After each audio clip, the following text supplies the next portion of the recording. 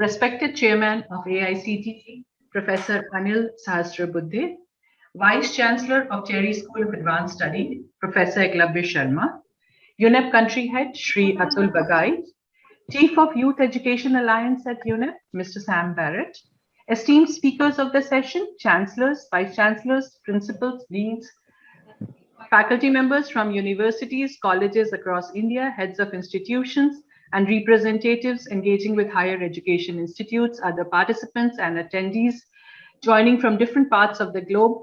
Good evening and good morning to all of you. On behalf of Cherry School of Advanced Studies and the United Nations Environment Programme Youth Education Alliance, I extend a very warm welcome to all of you. We thank you for taking out time to join us for the Inception Stakeholder Dialogue on establishing India Green University Network.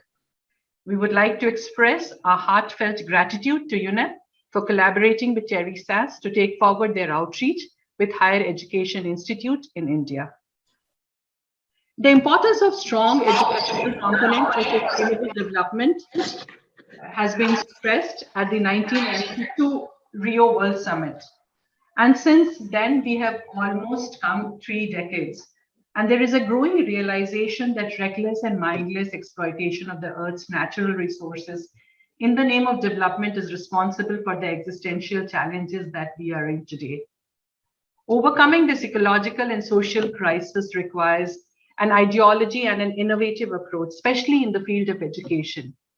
We all know that higher education prepares youth who are going to be leaders, decision makers, development professionals, managing institutions, and healths are going to be key influencers and flag bearers of change, both behavioral and structural. However, it's quite reassuring to see that lately higher education institutes have become conscious of this fact and have started incorporating sustainable resource management into their core activities of teaching, research, institutional management, and operational systems.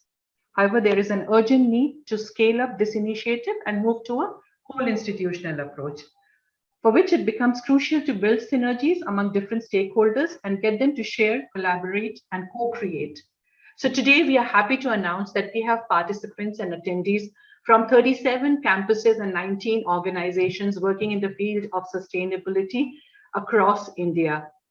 So with this, I would like to invite Professor Iklabe Sharma, who is the Vice Chancellor of Cherry School of Advanced Studies, an interdisciplinary higher education institution focused on sustainable development. He is an ecologist having over 35 years of experience on sustainable development. He has contributed on the mountain research and development through senior positions in the Sikkim Regional Center of GB Pant National Institute of Himalayan Environment and International Center for Integrated Mountain Development EC mode. Sir, we would like to request you to kindly deliver the welcome address. Over to you, sir. Thank you, Dr. Fojia. Namaskar and a very good afternoon, good morning, and good evening to people attending from all over the world.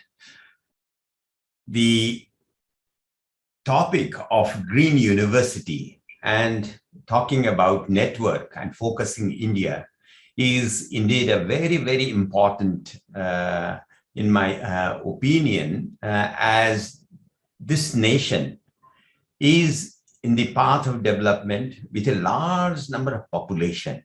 So the demographic dividend of India, and if we look at the neighboring countries, which are also highly populated, and if you look at this region, South Asia, and also some parts of the mountains where China and Myanmar also is involved in this region, then almost half of humanity is impacted. So in that context, I think this region is very, very, very important. Now, the Green University is a concept that I think UN is promoting, and the Cherry School of Advanced Studies is very much privileged to join hands with United Nations Environment Programme, UNEP, which is a very important player globally in the global discourses, setting the policies, guidelines, and also being a very important partner both in the research and policy making. So in that context, I think our partnership is very, very rational. And then Terry School of Advanced Studies joining hands with UNEP in this very important initiative actually brings the youth, the university young minds in the new concept of greening the university. Now, if we look at globally, the 2015 is one of the recent milestones, starting from the Environment Conference in Stockholm, then of course Rio was mentioned, and then Millennium Development Goals, and then 2015. Major, I think, agreements have been reached in 2015. SDGs, Sustainable Development Goals, Paris Agreement on Climate Change, then of course Hughes Agreement, Sendai Framework for Disaster Risk Management, and then many others. So in that context, all of these three major agreements is somehow linked or complement to each other in terms of sustainable development. And sustainable development has much to do with greening. So greening our minds, greening our curriculum, greening our way of working, behavior, all are quite important. So there is a target for SDGs for 2030. So in that context, a group of the stakeholders, that is the youth, is going to be a major driver of change. And SDGs, when we look at, I think it is very important, we do not want to leave anyone behind. I think that is the concept. And the concept is also very much guided by the principle that we are inclusive in terms of societies and then, of course, human right-based approach. So in that context, I think the higher education is the right forum to really work with, in my opinion. Now, looking into the Indian context in terms of India Green University Network, in my opinion, I think the population is a huge issue. So in that, the youth, which is about 20% when we consider 15 to 24 years of age, which is also impacting other age groups, because they are the ones who really are also driving many things at the household level and the family. So in that context, I think as per the 2011 census, 20% of our youth are very much at the age of 15 to 24% who are engaged in higher education. So I would say that I think this group, if are mobilized for green education, green practices, green solutions, that will be wonderful. That is a very a group which is a critical mass, which can look very much in the longer future in terms of action and in terms of their deliberations. Now, if we look at the university systems in India, suddenly, from the statistics of 2019, from the Ministry of Human Resources and Development Ministry, which is now Ministry of Education, about 1,000 universities exist in this country, and 40,000 colleges and more than 10,000 standalone institutions. So you can see such a huge, I think, infrastructure or systems that we have which can be mobilized, and approximately about 37 million youth are enrolled in higher education. So it's a huge mass. If we are able to mobilize this group, there is going to be a really substantial impact. And if India is able to mobilize, if we are able to then network and work with the neighboring countries like Bangladesh, Pakistan, China, Myanmar, Sri Lanka, Maldives, in this region, I think the impact is Nepal is going to be much, Bhutan is going to be much, I think, more. And they are very important. So another concept, why I am saying India and other countries, see, sustainable development is not politically bound area of work. And if we look at our geography, much of our natural resources are transboundary in nature. The mountains, from there are 10 major rivers coming downstreams, and it is impacting large number of populations in many of these countries. So in that context, I think when we think of India and then Green University Network, in the longer run, this network would also try to reach out to other universities through ISIMOD's Himalayan University Consortium could be one of the approach, and other approach. There are other instruments which can be used to have a better and longer outreach. And in the context of what we do, I think in higher education or the universities for the green education, one is, of course, the campus itself. I'm very glad to tell you that from the inception, this Terry School of Advanced Study is a green campus. You can see a number of things here, right from waste management to solar energy to having a green building, all these you can see. Similarly, I think in the context of the new education policy and the transformation that we are seeing and the vision, and Professor Anil Sahasrabudhe is also here listening, chairperson of AICTE. He would be able to bring the context of our new education policy, where I think greening the universities could be a major role to play, and major, I think, impact can be created. So in that context, I would see the new education policy also talks about multidisciplinarity, the interdisciplinarity. And if we are talking about sustainable development, these are the key areas. And I would say in our change in Terry School of Advanced Studies, we are thinking of also going into the transdisciplinarity approach, where again, I think more of the stakeholders' inputs. Then that means green solutions, that means green economy, that means nature-based solution. All these can be built in and can be brought really into our research and our education system. So suddenly I feel very happy. In Terry SAS, I see we have Eco Club, and I have seen Dr. Fojia is smiling. I have seen students doing wonderful work during pandemic. And then, of course, in terms of Green University, see, please look at their publication, which is the magazine Vasundhara, very much focused on oceans. What beautiful publication, and how we can really protect our nature, Mother Earth. You can see that. And also on biodiversity. These are amazing stepping stones for such a network. So I would really see that our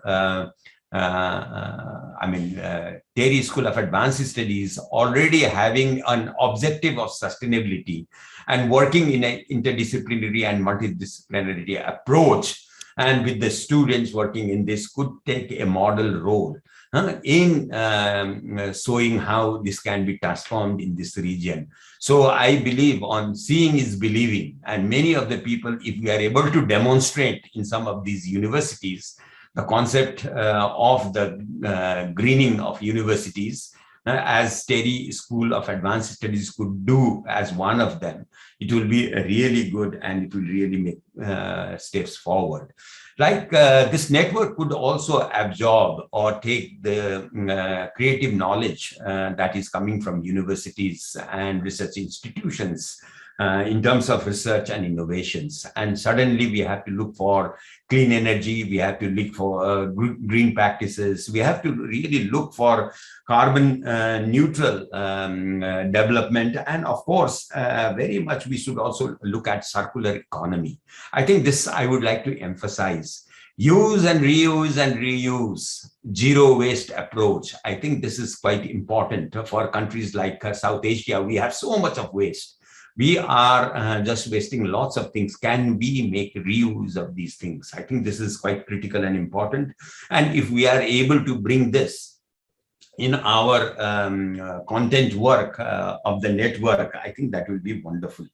So finally, I think what I really see this Green University Network, I think is very timely for many reasons. I think one is From 2015, it's already 6 years gone, and this is time 2030 is coming very soon, only 9 years left.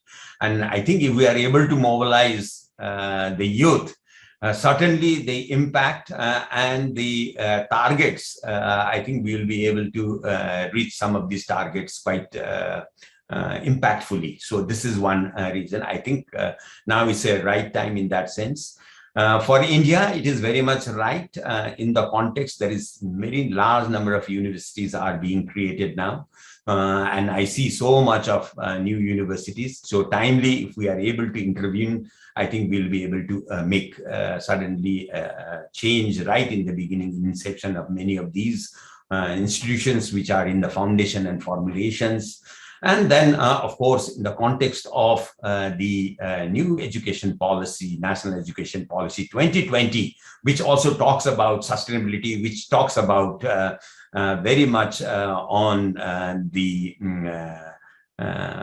education, which is transformational, which is something which will change the behaviors, which will change our ethics. We have equity in terms of representations of regions, peoples. So in this context, I think the approach which this Green University approach, which is being promoted by UNEP, and we being Terry School of Advanced Studies being a partner in this region, would be a really a very novel, I think, partnership, and we can really go a long way in terms of packaging, in terms of communicating, in terms of networking, in terms of creating youth who would then change or be part of this transformational process which all these regions are entering.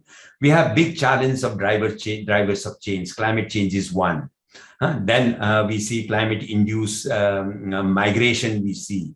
Then economically driven migration that we see from this region. And then we see lots of conflicts. And in future, we are going to see, and then disasters, huge disasters, intensity, numbers are increasing. And then conflicts I mentioned, and it is not only the political conflicts, but the conflict for the resources. Water is going to be a very scarce resource. So in this context, the efficient use of resources, in the concept of green university, in the concept of our sustainable development is going to be fundamental and critical.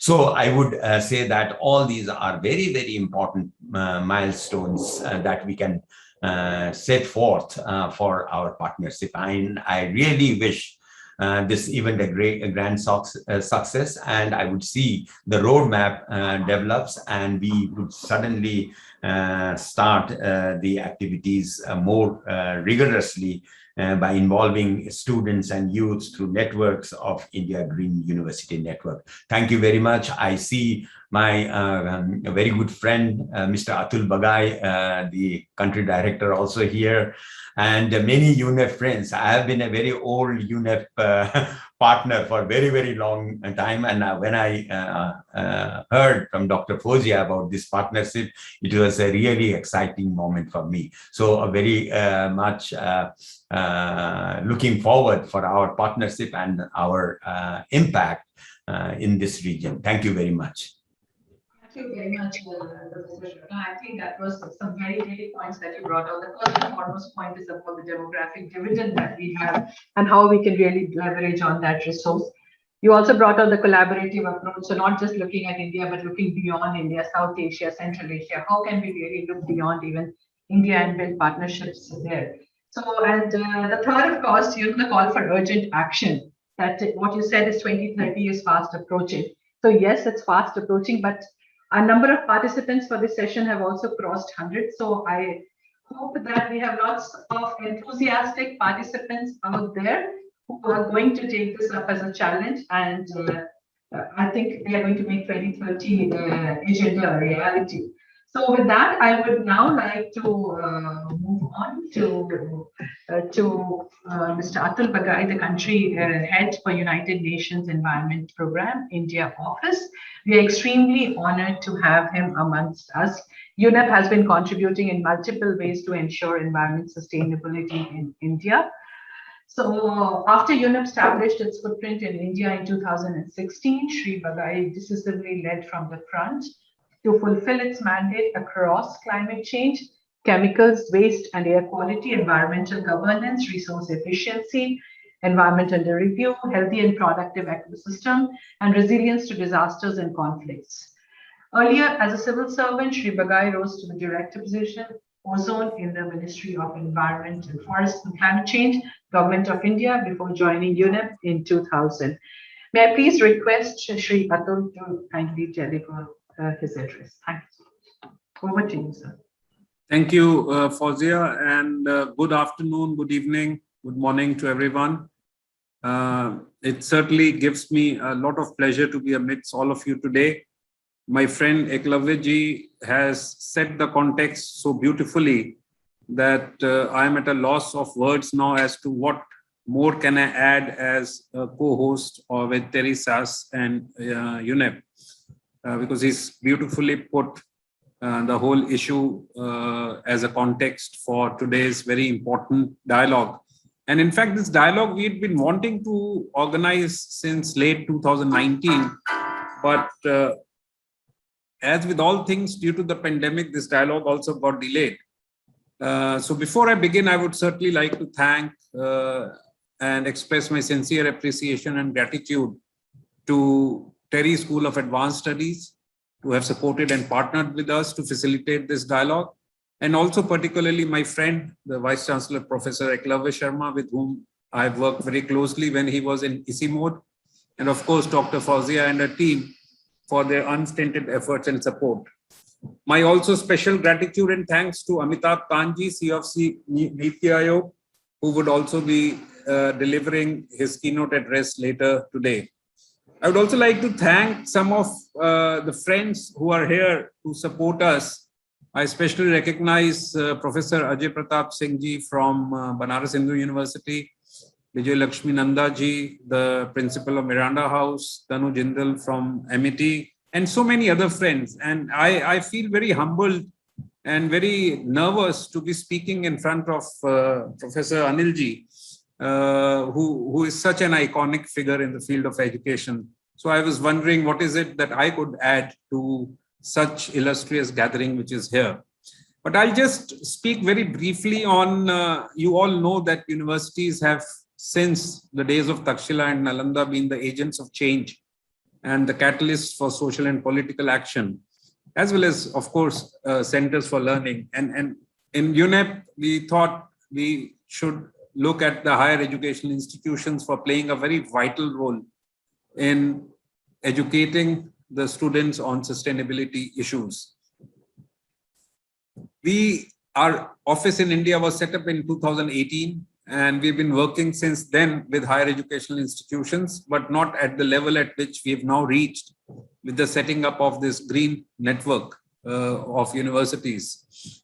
My colleague and friend Sam Barrett, who's also here and who launched the Youth Education Alliance, we started planning for a more intense effort with higher educational establishments, starting with the inclusion of youth and campuses at a first innovation summit we did in 2019. But soon after that, with more frequent and stronger engagements with the campuses and universities, we've realized that higher education in India needs to put in a lot of more efforts than the excellent work they've done till now. And we thought we in UNEP could be a catalyst in this regard. I will conclude with setting a context of why we are wanting to make a network of green universities. And I think one of the big reasons was that higher education does need to step up and set an example. It has to shed its image as being perceived just as an ivory tower. And I remembered of the famous philosopher, environmentalist, environment educator, and a teacher of ecological design, Professor David Orr. And I quote, and he says, I quote, "The planetary emergency unfolding around us is first and foremost a crisis of thought, of values, of perceptions, ideas, and judgments. and the planetary emergency, which we are now facing, the triple planetary emergency of climate change, the emergency of nature, and the emergency of pollution, it certainly is something that calls for action. To quote him again, in other words, a crisis of mind, which makes it a crisis of those institutions which purport to improve minds, and that's the universities. And while talking about myths of our education systems, he says, and I quote again, and I think this is the crux of the ecological problem which we are facing today and the ecological narrative. And I quote, myth of higher education is that we can adequately restore that which we have diminished. In the modern curriculum, we have fragmented the world into bits and pieces called disciplines and subdisciplines. As a result, after 12 to 16 years of education, most students graduate without any broad integrated sense of the unity of things. The consequences for their personhood and for the planet are large. For example, we routinely produce economists who lack the most rudimentary knowledge of ecology. This explains why our national accounting systems do not subtract the costs of biotic impoverishment, soil erosion, poisons in the air or water, and resource depletion from gross national product. It's a telling summary of what our educational systems should be looking at point of view. And I think it's not only at the universities. In fact, precisely what Professor Orr says in the end of the gross national product and the accounting systems is precisely what we are also discussing with the Ministry of Finance and the Ministry of Statistics at a national level, that when you're computing your gross domestic product, you need to look at the ecosystem services and the ecosystem losses and the costs and accounting for them. And I think this, if we start doing, would certainly bring in what Iklabe was talking about, of greening the universities, of greening our mindsets, of greening our planet. I am sure Amitabh ji will be reflecting more on this point when he speaks. And I would like to end by wishing this dialogue the best of luck. We have great minds, as I said, and talents here today. And we hope at the end of this dialogue, we are able to come with a definitive outcome. Thank you very much. Thank you very much, Mr. Gulai. I think there were some very good points again of your address as well. The first thing is trying to higher education institutions should step up, and they need to come out of their ivory tower. They need to understand that they can be agents of change. They have the potential to change. They have the potential to actually contribute phenomenally towards greening and towards environment sustainability. The other thing that you brought up was on the planetary emergency. I think that's especially focusing on the crisis of mind and institutions that influence mind, attitude, and behavior. So how important it is that our institutions probably have the right ideology and the right philosophy. And then finally, also about working in silos, like how we become monodisciplinary and how it's important to have an integrated approach. Thank you once again, and thank you, UNEP, for collaborating with Cherry School of Advanced Studies. It's an absolute honor for us to have Professor Anil Sahasrabudhe, Chairman AICTE, with us today. He has been extremely kind to grace this program despite being on travel. So he's joining us today from Coimbatore. Professor Sahasrabudhe is a professor of mechanical engineering at IIT Guwahati and is currently the chairman of All India Council of Technical Education. He has held several important academic, research, and administrative positions at Indian Institute of Science, Bangalore, Tata Consulting Engineers, Northeastern Regional Institute of Science and Technology, Itanagar, Arunachal Pradesh, and IIT Guwahati. He has also served as Director, College of Engineering, Pune, since 2006 on deputation from IIT Guwahati prior to joining AICTE as chairman.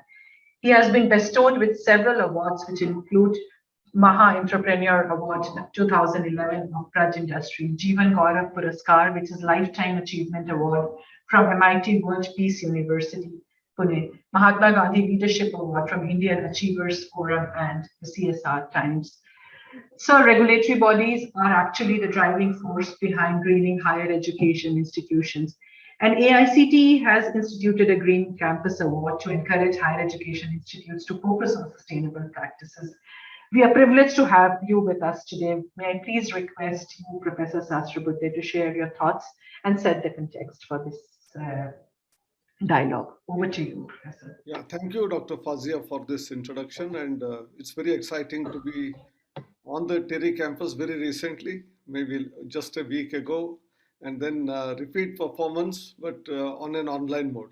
And I'm seeing here Gayatri, who said that she is from Coimbatore, and I'm in her place, and she has been in the north. So I think very interestingly, this kind of exchange is very important.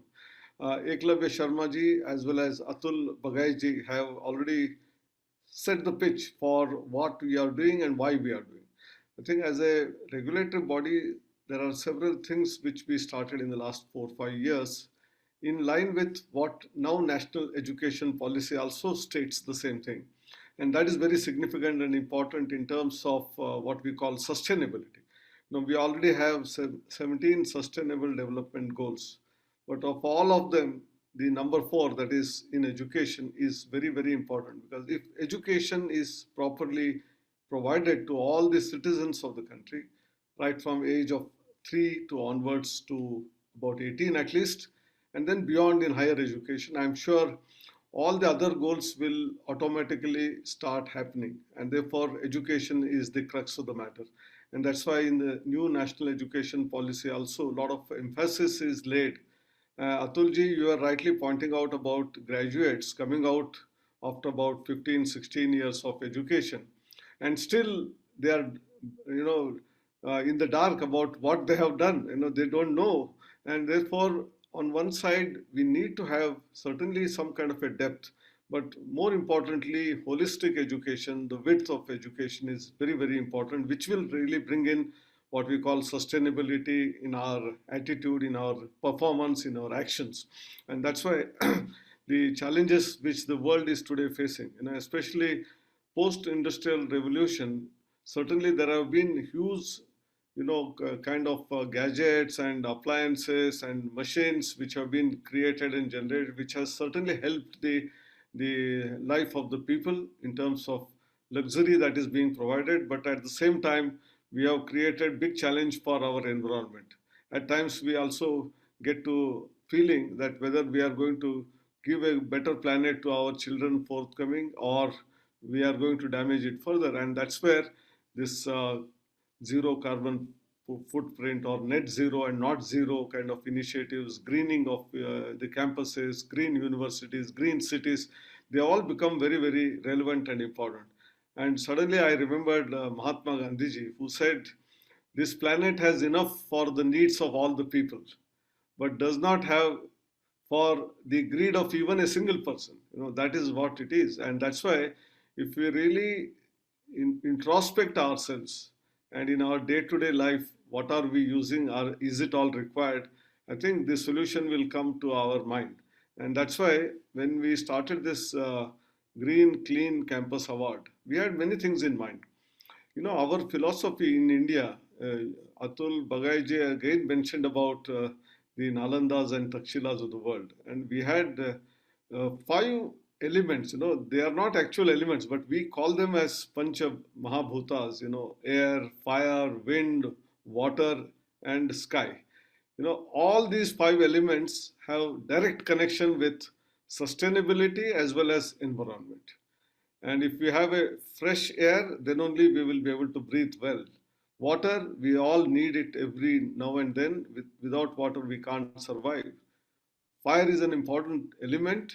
Wind will make us move from this place to that place, and all the pollution either is taken off or is brought in. Akasha is where we all know that ozone depletion happens in the sky. And that's why all these elements are so significantly important. They had understood the philosophy behind that. So Indian knowledge system is absolutely not only philosophically deep driven, but also in terms of environment, it had all the elements that we need to do it.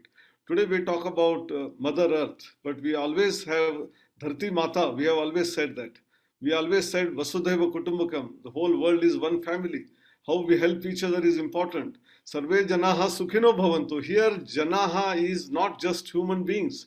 All beings on this planet, be it animals, be it birds, be it all kind of species, including plants, and not only living, but even non-living entities like rivers, mountains, we respected all of them. And that is why this respect for nature is actually inherent in our culture, in our traditions.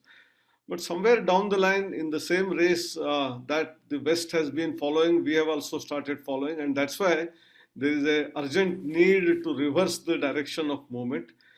We are not saying that there should be no development of technology, but every development of technology should be assessed in terms of how it is going to impact the environment. Am I going to degrade the environment, or am I going to support the environment? And that's why this net zero concept, not zero, net zero concept, which we have worked, this is one theory with which I'm associated and then working. The Energy Research Institute of India, the Advanced Center of Studies, which does a lot of work on environment. But the other one is TERRE, which is a French organization with whom we have an MOU, and we conduct this entire, what is known as, which we started with Green and Clean Campus Award to Green, Clean and Smart Campus Awards. And I would like to deal with what is this smartness all about. We talk about smart cities. We want smart nations, smart people, but the campuses have to be smart enough. What is that smartness? That is where the use of technology is coming in. While greening the campus in terms of putting in a lot of plants, greenery is important both for eyes as well as for actual getting good quality oxygen for our breathing purpose. But in terms of cleanliness also it helps. It keeps the campus clean. But the smartness comes in actually all variety of things which we are trying to today call sustainable or recycling or circular economy, that is embedded in this. If we are not able to measure, we will not be able to control. And that's why how much water are we using? The kind of sensors that we use in order to churn out how much water are we creating in terms of sustainability, that is water resource management, water harvesting for the sake of water, or recycling of the water that is existing in the campus. On the other side, electricity. How much consumption of electricity are we doing? Can we reduce it? Can we use the normal natural light? Can we use solar power, wind power in our campuses? So if we start doing all of this and also keep measuring those factors, then we know where we are going wrong and we will be having possibility of correction. And that's why when we started smart campuses, these smart campuses have a variety of sensors which are based everywhere. Take a simple example of even having in the canteen the food that is wasted. Can we have some kind of a weighing machine there, and every day if you measure how much food is wasted, students will be just one nameplate, and where you write that, today you wasted 18 kilogram of whatever vegetable or food and fruit. Next day, students will be more, careful, and that wastage will keep on coming down. Same is the case with the wastage of water or electricity. And therefore, when we talk about sustainability, every item that we have on the campus, how we can use, reuse, recycle, that concept has to be developed while they are in the students. And that's why 37 million students that are there in the higher education sector, we are trying to touch through AICT's initiatives of all of this. But more importantly, each one of us have to collaborate and have a networking to create green campuses, green universities, and touch base to all our schools as well. That is more important. When and higher education institutions start mentoring about 10 to 20 schools in the neighborhood. We have 320 million students in the school education, 37 million in higher education. So it is almost like 1:10 ratio. So if every higher education student decides that he will try to touch at least 10 students from the school, I think we have transformed the whole planet. We have transformed the whole psyche of people, the way they operate. And this is what we should be looking forward to in the next coming few years, and make this planet absolutely, truly green, truly sustainable, so that next generation will not curse us, but will bless us. Thank you very much. Thank you. Thank you very much, Professor Sasrabudhe. You rightly said it's our generation which is responsible for all this ruining of the environment. So I think we need to really clean it up a lot.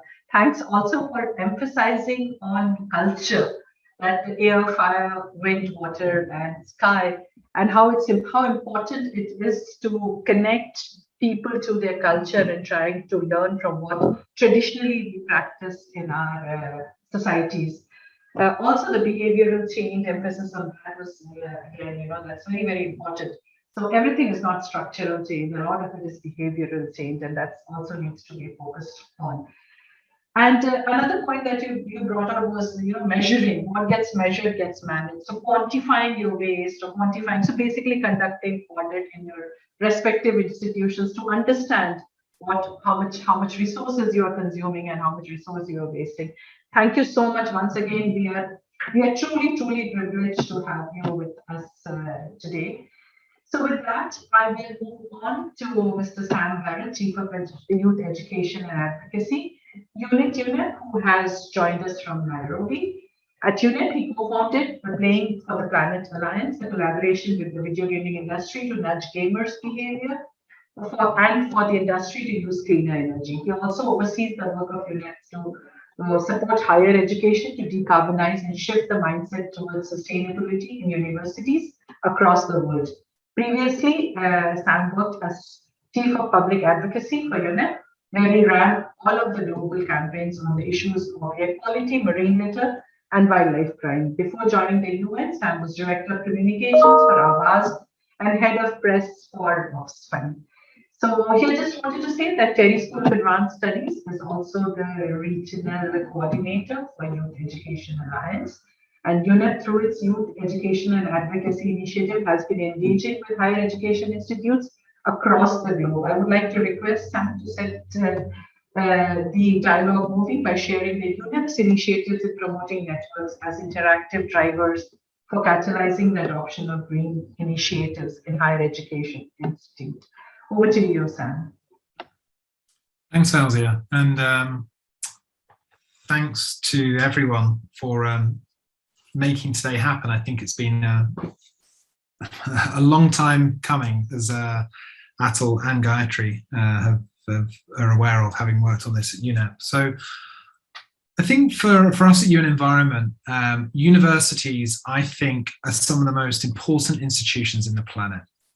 They sit at the heart of cities. They are where the decision makers pass through on their rite of passage. How they think, teach, and design their buildings informs the present and the future. And the choice that universities have right now is to think quite deeply about not teaching what we know from the past, but also how we shape the future to the one that we need. Right now, the next 9 years, 6 months will determine what kind of planet that we have. And yesterday, I think it was, there was a poll that came out that showed that students and young people are pretty frightened about what kind of future is out there for them. But I think you can be paralyzed by fears as opposed to being inspired by hope. And I think why I'm so excited by IGAN is the opportunity for kind of possibility and optimism. And when I was a student many years ago at Liverpool University, I know the power of that period in my life where I was free from parental intrusion. I was there to make my own choices about how I lived, where I lived, what I did.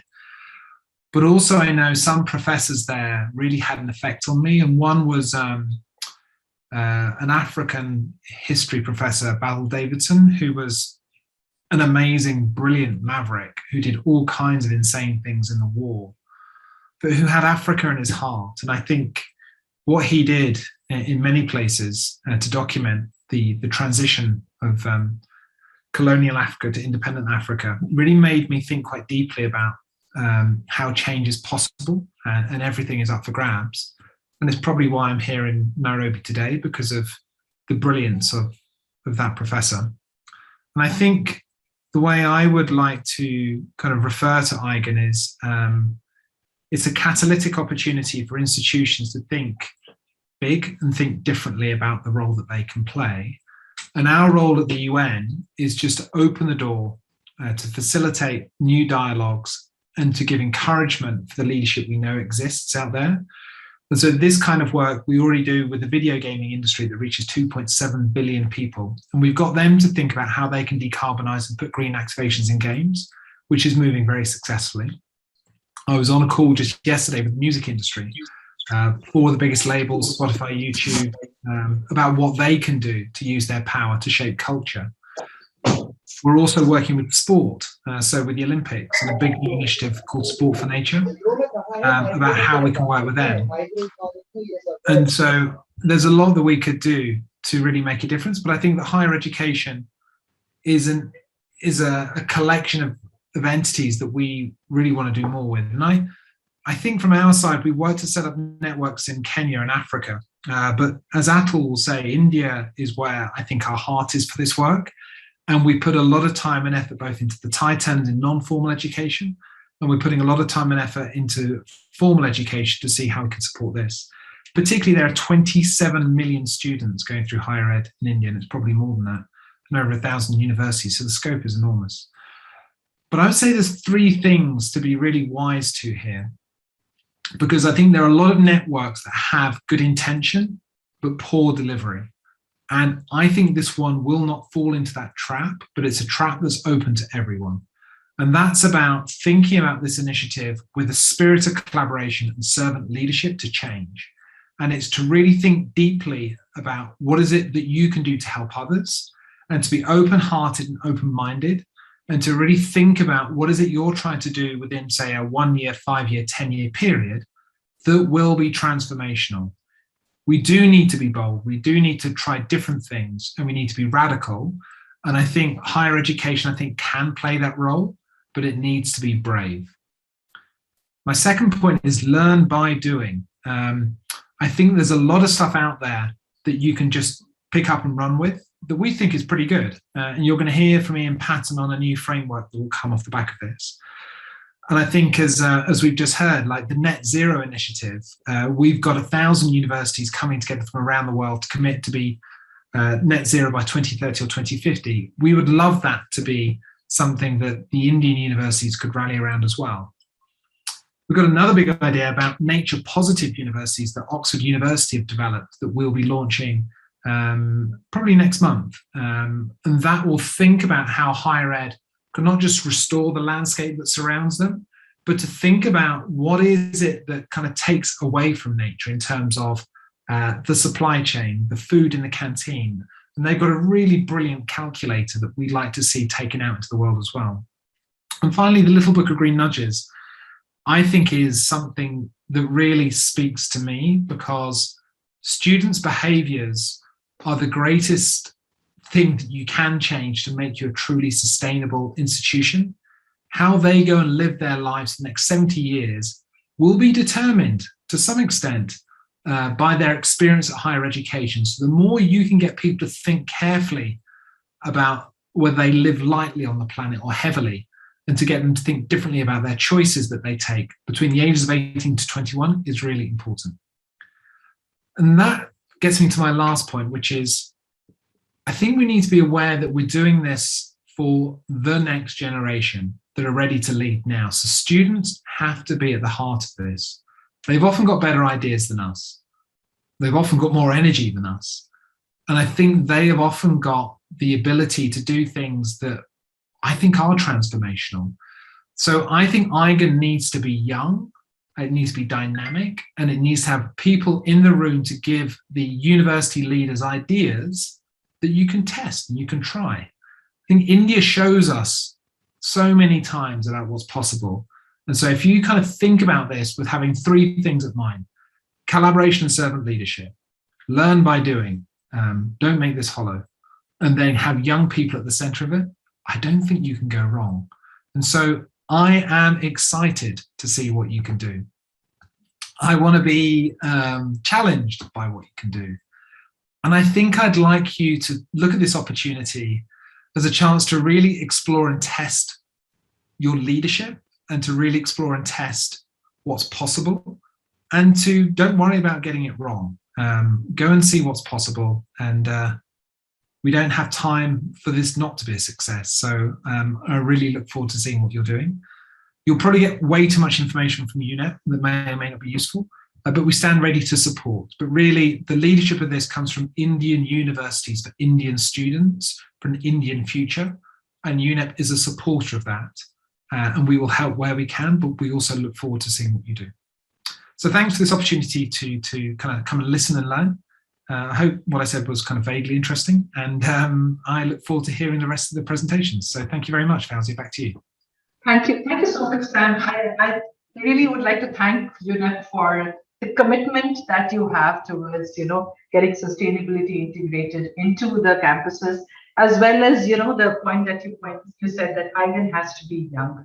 It's so very important. India has got 60% of its population that is young, and they are the ones who are going to lead the way. So 2030, yes, that we can at least have something to contribute, but if we really want to remain sustainable for the rest of the years ahead, it's so very important that we try to engage actively with the youth. Your 3 points on basically the good intention that you said, that but poor delivery. So the spirit of collaboration that you spoke about, and also learning by doing and going for a whole institutional approach where everything becomes, you're sustainable in every aspect of your university. And you also told us about the Little Book of Green Nudges.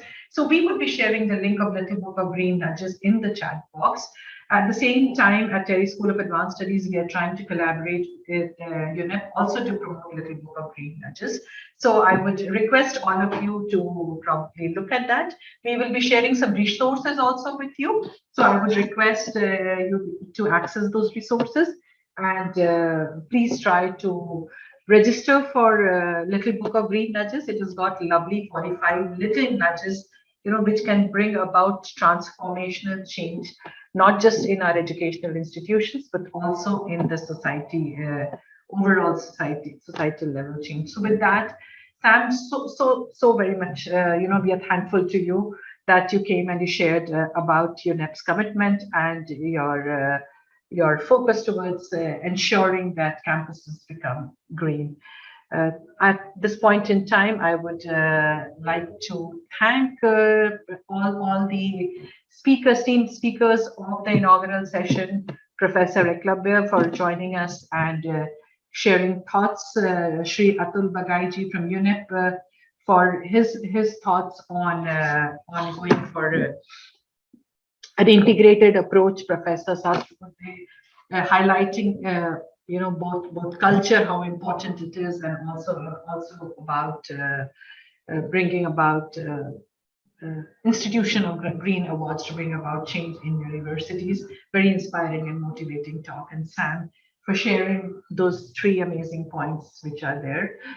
I would also like to thank, just taking a moment to thank Ms. Gayatri Raghav of UNEP, and also Dayadra, Divija, Anshita, and my IT team for their tireless efforts. So we would now move on to our next session. And for the next session, I've already shared with all of you a link in the chat box. It's a Mentimeter link, which is there. And the Mentimeter link actually has a question: what does sustainability mean for your organization? So let's take a break for a minute, and let's just try to see. We already have a lot of responses there, and I will shortly share my screen and show all of you what's coming out there. Let me also share my screen, because my screen has a QR code. Some of you who have joined from your mobile, probably it will be easier for you to use the QR code that's there. So just give me a second.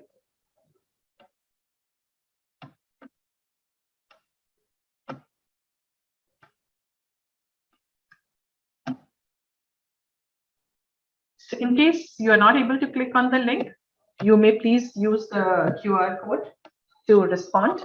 And in case you're not comfortable with the link and the QR code, please type your answer in the chat box. We'll just take about a minute for this. And while you type, I would take that opportunity also to introduce our next speaker, Mr. Ian Patton. He has joined us from UK. Yeah, am I right? So So Ian is actually the CEO of EAUC, the Sustainability Leadership Alliance for Education. Ian was first dedicated sustainability officer in a UK college. After that, he steered university and college sustainability leadership by helping to establish the EAUC as the national body for both the UK and Ireland. So the detailed bios are there in the chat box. We have shared it. And over to you, Ian. I will be sharing the responses to this question, and I would request you to take it forward from there. So I'll just quickly share my screen, and you may take over from me. Over to you, Ian. So I hope all of you can see my screen. Ian, and you can also see my screen? I can, thank you, Fawzia. Yeah, super. I have my own presentation as well to add. Yes, I'll just stop sharing the screen. Give me a moment. So we are just looking at the responses that are coming in, and continuous is one word that appears to be big. Social accountability. There are some words on step-by-step progress, engaging, no overconsumption, constant student inflow, lesser employee attrition, bring outcome with safety, efficiency, ecosystem, responsibility, minimalism, that's there, and renewable energy, social justice, so all kinds of words I can see there. So we will continue discussing on this. Let me stop sharing my screen and over to you, Ian. Thank you. Thank you. Good afternoon, good evening to you all. It's an honor to be with you, and it's very exciting because 25 years ago, I was in a similar meeting here in the United Kingdom where we had the launch of the EAUC, the Environmental Association for Universities and Colleges. And it was an exciting time, and it has gone on to be even more exciting. So today I join you. I'm honored to join you. Thank you for inviting me. Because I can already hear the excitement, the ideas, the knowledge, the skills, the passion, the hunger for action that exists in this group, and the potential now to bring it together, as Sam said, collaboratively is palpable. But actually together, if you just imagine all of those 1,000 universities and those millions of students becoming a powerhouse for a future hopeful green India, what is more exciting than that? And we need that. And actually, I run a national network, but our members don't hear your voices so often. And we need that. We are robbed of your wisdom, your insight, your cultural insights, which we cannot have. None of us have the monopoly on what sustainability is, or how we do it, or how we achieve it. We're all on this journey, and we need to hear your voices, and we hope to share ours as well. So now that you are a India Green University Network, we can do that. So I celebrate that. So my name is Ian Patton. I'm going to share my screen, hopefully. There we go.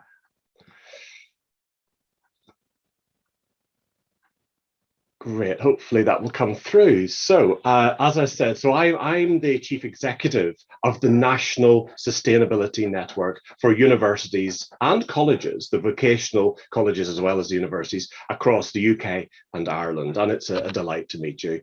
So we are the national network, as you are now the national network for India. So we meet as equals, and we've much to learn from each other, and we look forward to doing that. And when I started some years ago as the Chief Executive, there might have only been one person in each university in the UK or Ireland who had an interest, never mind a job, that related to sustainability or environmental improvement. And now look at us, there are 7,000. And that reflects sustainability not just being one person's job, not just being something for one or two universities, but for all. And we are now a dynamic network of 7,000.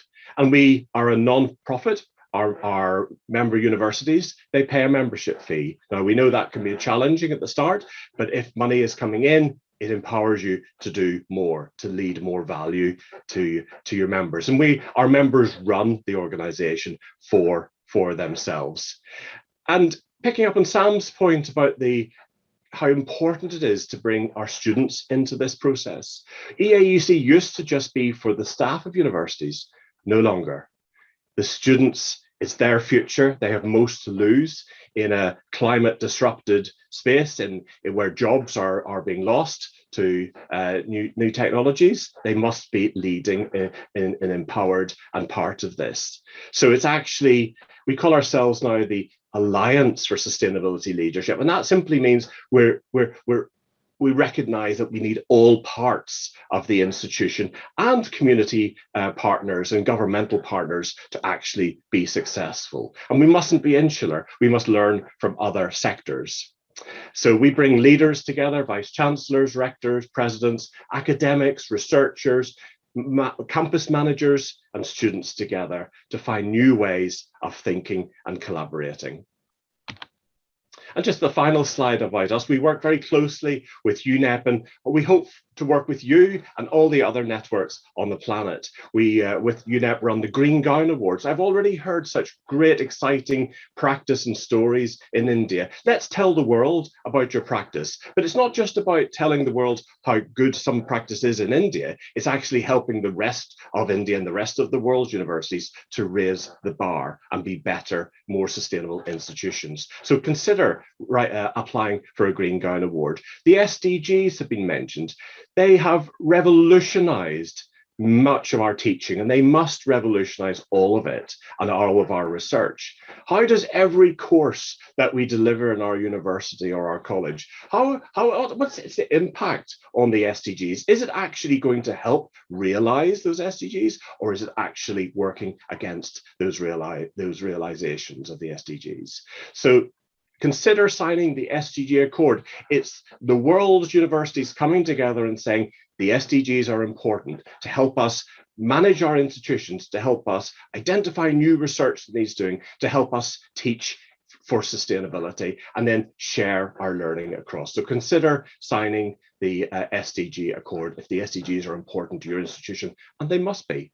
And then Sam mentioned briefly the 1,000 universities across the planet that have committed to Race to Zero. That's simply saying, you know, we as universities have a critical opportunity, responsibility actually, to do what we do, to take our research, to take our learning, to take our campuses, to take our deep roots in our cities or our places and lead on a net emissions, a net carbon future, net zero emissions. So sign Race to Zero. I'll talk a little about that later.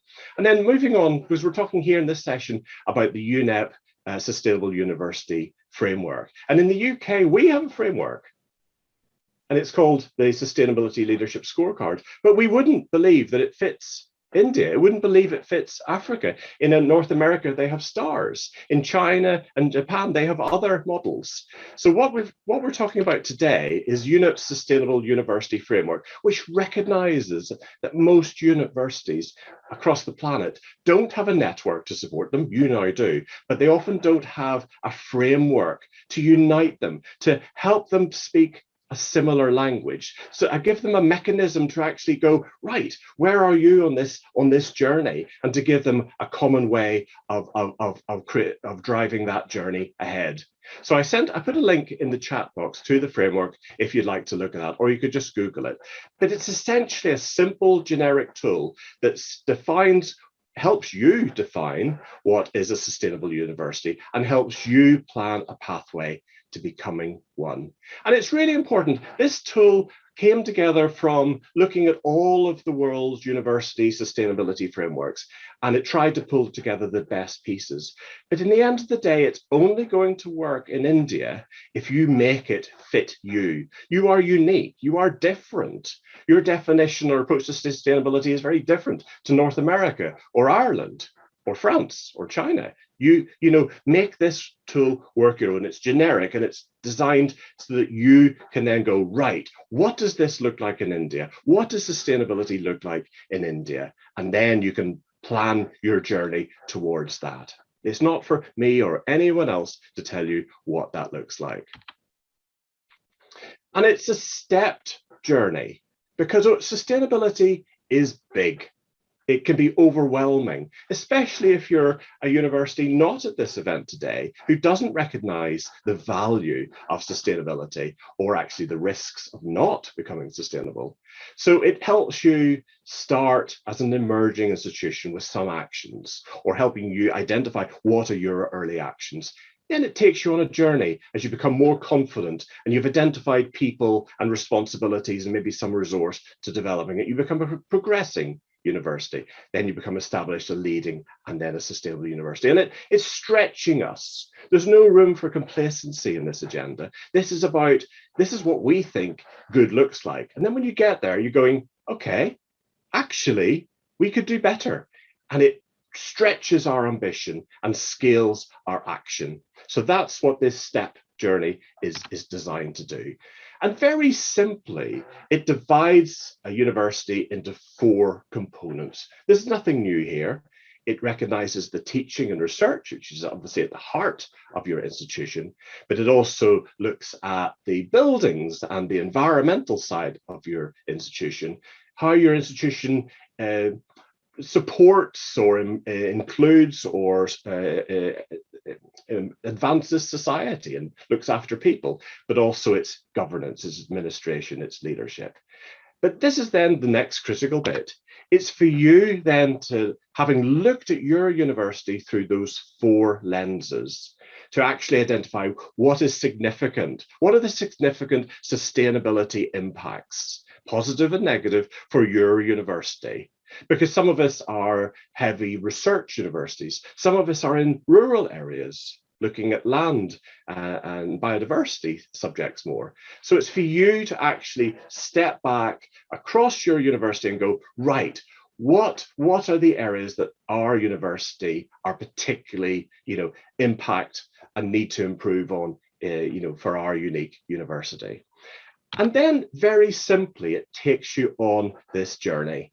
It takes you on this journey, starting at emerging, the red at the bottom, moving to progressing, established, and leading, and constantly challenges you to look at that and think again, are you supporting staff? Are the sustainability policies in line with the university policies? Have you put the resourcing in here? Are you constantly checking that this is doing the job, it's having impact, and actually you're stretching yourselves to have greater ambition? Are you really in line to achieve a Paris 1.5 degree rise and no more? Or actually, however much you celebrate your net zero, is it actually going to fall short? So checking your ambition, but that can be overwhelming. So what the guide or what the framework does is just give you some quick wins to get you going. And I appreciate there's a great range of experience and skill in here today, but across India, there's an even greater range of skill. And many need to have quick wins to feel motivated, to be clear and confident. So for example, a very simple environmental review of your campus is a great way to start, because it's a superb opportunity to bring academics from across disciplines together and to bring students in and empower them. Students love finding opportunities to turn lights off, computers being left open, equipment being left on, etc. Really empowering students as partners in this journey in an environmental review to come in and help identify what are the big impacts. Food, we all love to eat, and how I wish I can visit India sometime with your amazing cuisine. But food is a great opportunity to start a dialogue or that reflects your university's values on, is this food, does this food fit with our values? Does this food, what are its emissions impacts? And start getting people thinking about the food you are supplying on your university, or using it as a great opportunity to start a conversation. And then in the teaching and learning area, another quick win is doing some sort of mapping. Map your courses or your research against the SDGs, because you will find there are gaps. I love the story of a university in Britain that was training midwives. And they mapped their midwifery course across all of the SDGs. And they found there were 4 or 5 SDGs that it didn't seem to touch. And they then challenged themselves to say, right, how can our midwifery course help the realization of those 5 SDGs. So it really pushes you to step back and think in a more systemic, connected, big picture way, because that enriches your thinking and ensures that the courses you deliver are part of the solution, maybe not part of the problem. And in terms of people and society, universities certainly here have been inspirational during the pandemic leaders, using university labs for testing, or using student accommodation for key workers like nurses so they could go to work but not infect their families. Well, how can we take the learning from being pandemic leaders to being climate leaders? Universities have a great opportunity in their cities, in their place, to be real catalysts and transformational.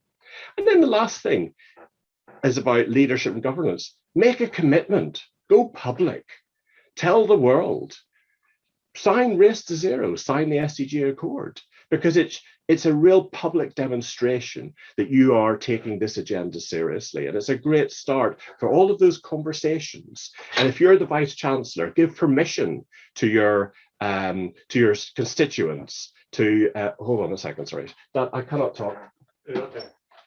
Sorry, my father, I'm confused. To actually make a real statement and sign the Race to Zero, which UNEP and EAUC are also supporting. What is it saying? It's pledging. You're pledging to try to reduce your emissions in your university to zero as soon as possible. You're then making an action plan. You're then proceeding along the action plan, but most importantly, you're doing it publicly. You're telling your peers, you're telling society, you're telling the public how well you're performing. So that was a very quick introduction to the framework. Do have a look, and if you're interested in joining UNEP and EAUC on really making it fit for India, I'd like to hear your thoughts. We've got a couple of questions, and I know time is tight. And I would like you, there are 3 or 4 esteemed guests who are going to maybe contribute, maybe no more than 1 minute, please. But if you're in the audience, just like to contribute on the chat, that would be very welcome. So I'd like to ask the first question is, what do you like about this framework, and how might it be useful for the universities of India? And I'd like to invite initially Dr. Mahbubul Hook, the Chancellor of University of Science and Technology at Meghalaya, and I really do apologise for my pronunciation, but I'm hoping, Chancellor, you know who you are and can respond to that question briefly.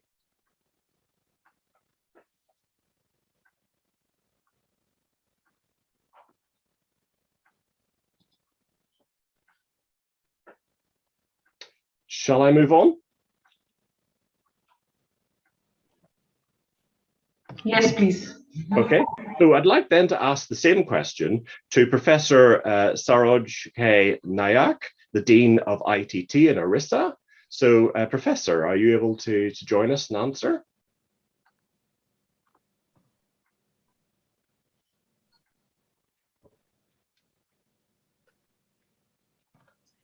I am unable to see Professor Saroj as well. So if you permit me, I can provide you with a respondent for this. And we have a few people who have joined us a little later. So Vishal is there, Vishal from MDI Gurgaon. Vishal, would you like to respond to this question?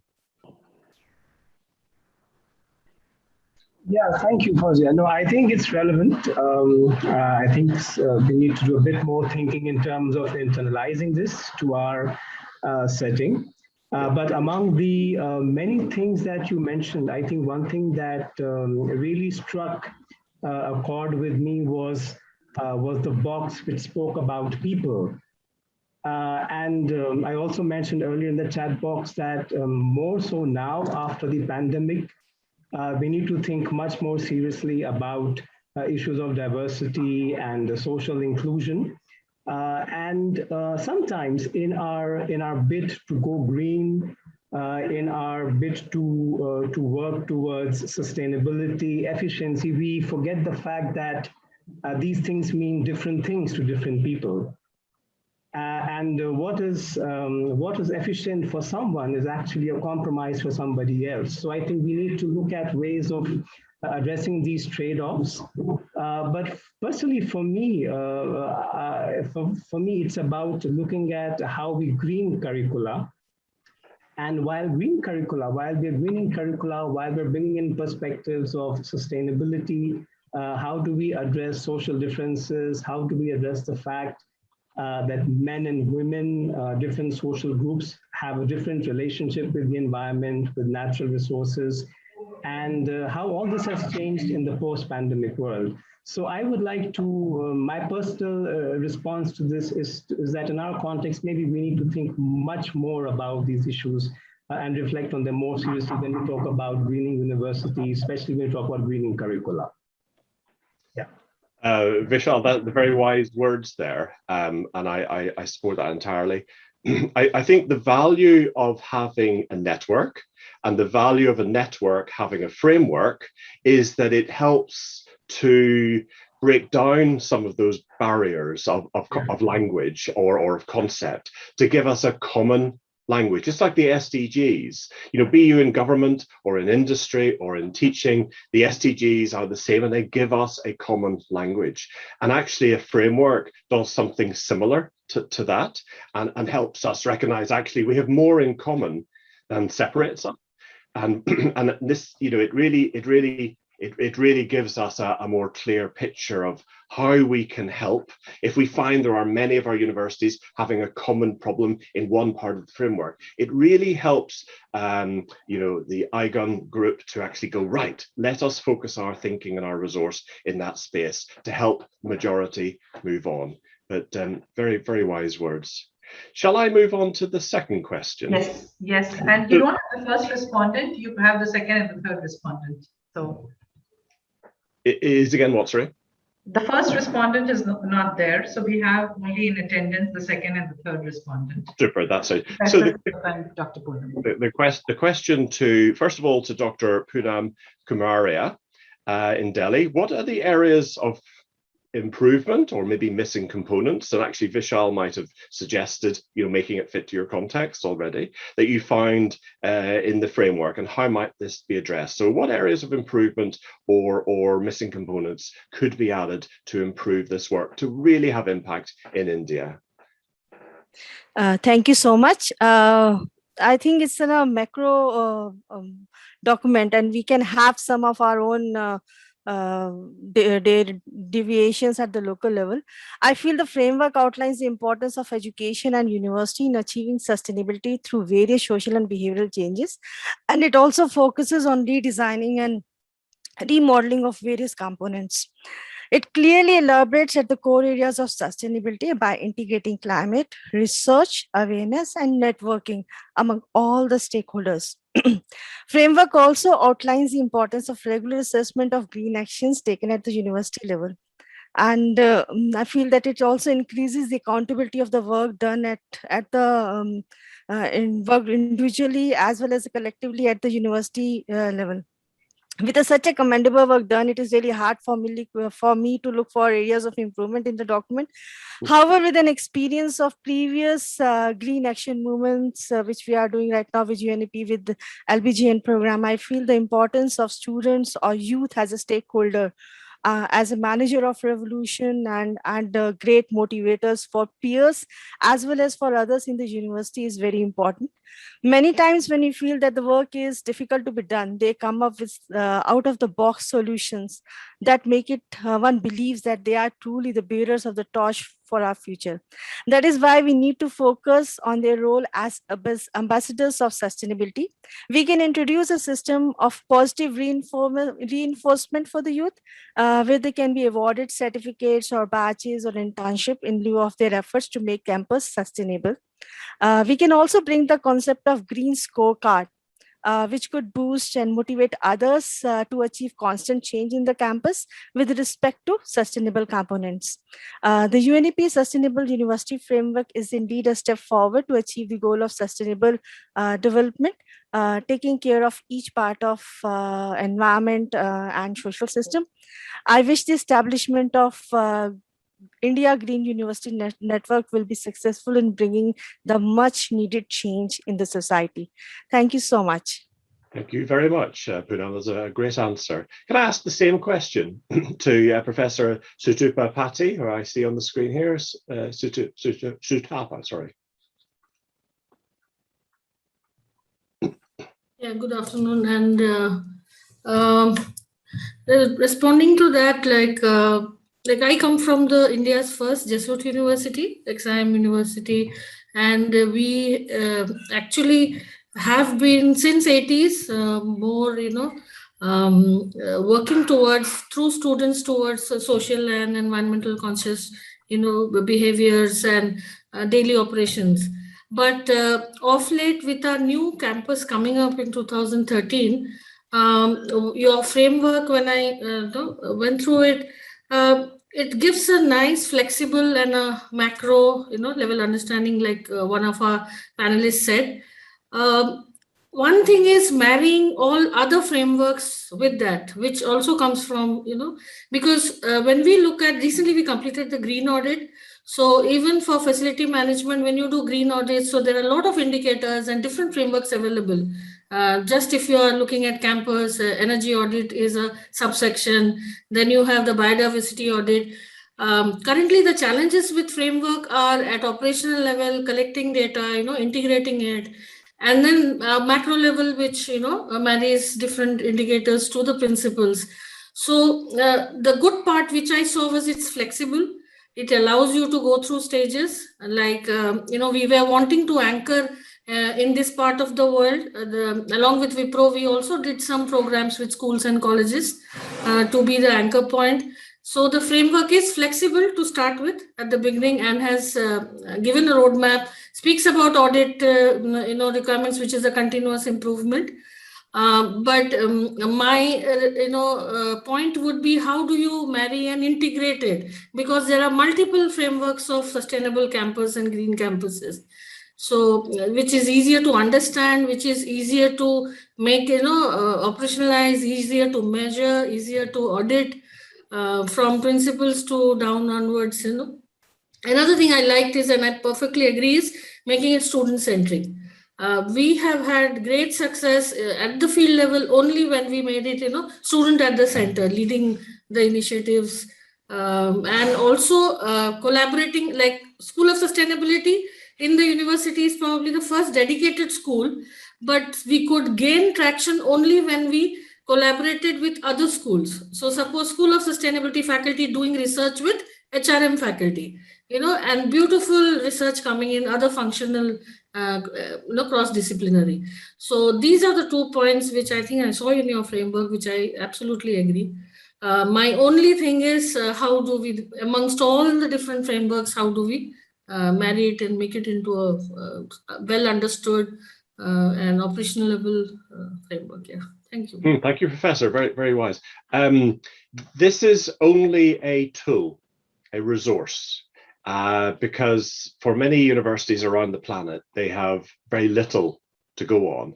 And I'm glad you see it as flexible, because the worst thing would be to take a tool which is designed for a different place, a different culture, a different mindset, and try to force your place to fit through that. So I think its strength and its weakness is that it is flexible. But I think how it can be useful in India is down to India universities actually aligning it to make it work for you. So I don't think you have to use this. I don't think you have to use any of those tools that don't feel that they fit. In the end of the day, it's only a framework to help you identify your journey. And it's being on the journey that's more important than the tool. And that's critical, because the tool, if it's a good tool, you can then make fit your place, your time, your culture, your opportunities, your challenges, and help you move from A to B. That's all a tool is. It's not about jumping up and down saying we use this tool. It's only worth jumping up and down if the performance has improved and it has stretched your university to take down the silos that operate in our universities. The tool is always saying This is a whole university, a whole institution approach. It's not just something for the geographers to be doing on their course. It's not just something for the green campus managers to be doing. Actually, if you bring the research of an Indian university together with the teaching, the world-leading teaching, with the sustainable campus, and young people at a critical, impressionable, transformative stage of their lives, you have got a real recipe for change that no other type of organization has. So no tool is any good if it doesn't help you deliver that. And just last couple of words from me, because I know we have to finish. You know, the secret to a good network, Sam gives some great principles there, but being inclusive, I will add to it. This isn't just for some universities, and I'm so proud, Sutapa, to hear about your university, which is unique, I understand, and we need that. But it's not, this agenda isn't just for a few universities to specialize and become famous. This is for all universities. So how can the network ensure it's accessible to all universities, many who live in or in poorer areas or really haven't got this agenda, because we need them to get this agenda. Those students going through those many universities that don't have this agenda, we're doing them a disservice today, because the world has changed. There is a new paradigm evolving post-pandemic. I hope to say post-pandemic, and I really mean post-pandemic, but you know what I mean? There are new rules, there's new opportunities as well. And we fail our students if all of our Indian universities are not on this journey. And the last thing, this is about being collaborative, not competitive. This is not the space to say my university is better than yours, because we are all weakened by the university that is not understood the opportunities and the innovation and the creativity of sustainability, and is not aware of the risk of not being sustainable. So this is a great uniting space for those the wise, inspired experts. Many are here today, but for the vast majority who are not at that point, how can we reach out to them? And I love Sam's point. The future is in the hands of young people, and they're ready to lead. They have the intelligence in India, and now we just need to ensure they have the belief in themselves, the confidence, the inspiration, and the opportunity to actually get out and help us lead to the next generation of universities. Thank you very much. Thank you so much, Ian. And we are really running short of time, but your points, I think, on of course the new normal, which has given us time to introspect, and probably we can plan it well and move ahead.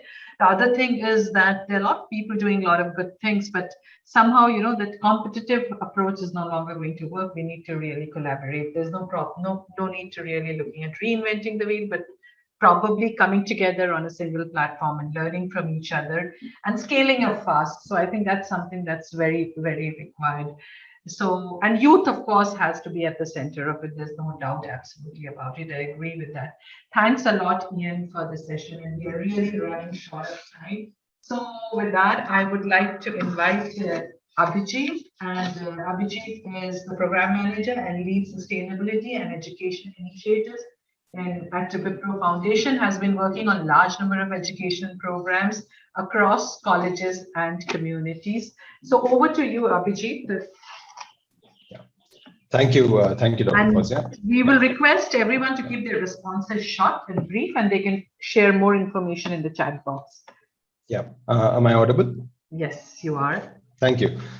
And again, just like everyone else, I just kind of like to state right at the onset what a wonderful opportunity this is. To begin the stakeholder dialogue for the IGON network in India, and a big thanks to Terry and UNEP to kind of curate this and get so many stakeholders together on the same platform.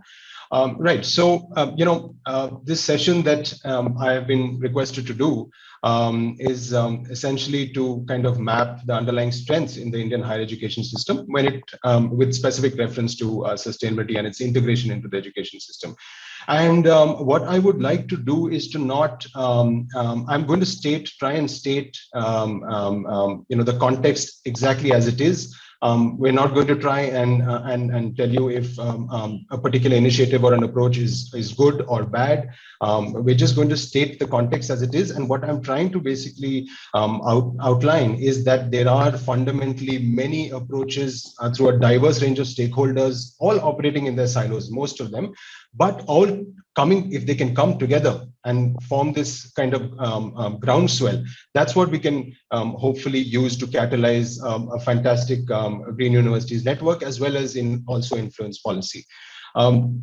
A little bit of background, if we can move to the next slide. Yeah, a little bit of background about Wipro Foundation, so that you just know how we came to be in working in this space. So Wipro Earthian, which is our national sustainability education program, it started around 10 years ago, and it was kind of a merging of our ecology and education programs, and it was a kind of a long-term intervention that wanted to make sustainability integral to education, both school and colleges. It was designed to act as a catalyst for excellence in sustainability thinking and action in the youth, as well as faculty and institutions. And essentially, we look at ourselves as a facilitator. I think UNEP tries to play the same role, right? I mean, all of us, many of us, try to play a role of enablers and to curate and to bring people together to create these unique learning experiences and work as partners, in change. And I think that, at least for organizations like us, that is the priority, right? It's not about setting up our own programs or running our own programs. It's about how do we get to work with multiple stakeholders in this ecosystem. And the kind of approach we have, one is that we try and build capacity and co-create educational practices within institutions. Right now, I'm obviously focusing only on higher education and not our school education program. And we also try and devise, meaningful engagement platforms with faculty as well as students, right? Because both stakeholders are equally important in our opinion. And we also try and build institutional sensitivity on an ongoing basis, I think, because like everyone else, even institutions have a lifelong kind of learning process, and it takes time to set in to kind of, to have actually an outcome and behavioral kind of changes, after a period of learning and understanding. So the different kind of platforms and work that we kind of do are, we run college sustainability internships to introduce college students to this whole paradigm of sustainability. And when we say sustainability, we're looking at a much larger umbrella term. It's not just about renewable energy or greening campuses, and there's a lot more to sustainability. I'm sure all of you know that. And so we work on multiple platforms. Internships are one, which are student oriented. We work on developing academic literature, for example, case study compendiums, which are contextual to the Indian ecosystem. For example, we work with CEPT University on urban planning and architecture case studies for students in India. We work with IIM Ahmedabad on developing case studies because till now everything was borrowed from Harvard. So we're now trying to make it contextual so that Indian students understand perspectives, right, which are which are local to their context. Now, we curate a lot of symposiums, you could say similar to this one, which is how we kind of identify partners. We bring together people. That is our job, to identify people who are doing great work, working in their silos, but we try to get them together to share best practices and challenges on sustainability and higher education. We support faculty-led research, student fellowships, and also faculty development programs. And we also run a fantastic sustainability quiz, which is the only sustainability quiz dedicated to higher education. We've been running it for 7 years now. So this, in a nutshell, is the kind of work we do, and that is, it's after these many years of 10 years of working in higher education dedicatedly that we've begun to understand. I mean, because you've got to be very humble here, right? I mean, this space is so complex that you can only begin to understand the complexity and the scale of the higher education system in India. There's a lot of ambiguity and complexity. It's from this viewpoint that we would like to talk about the inherent strengths and what we have understood of this whole entire landscape in India. Yeah, so we could move to the next slide. Yeah. So what we want to try and do is essentially quickly try and connect the dots.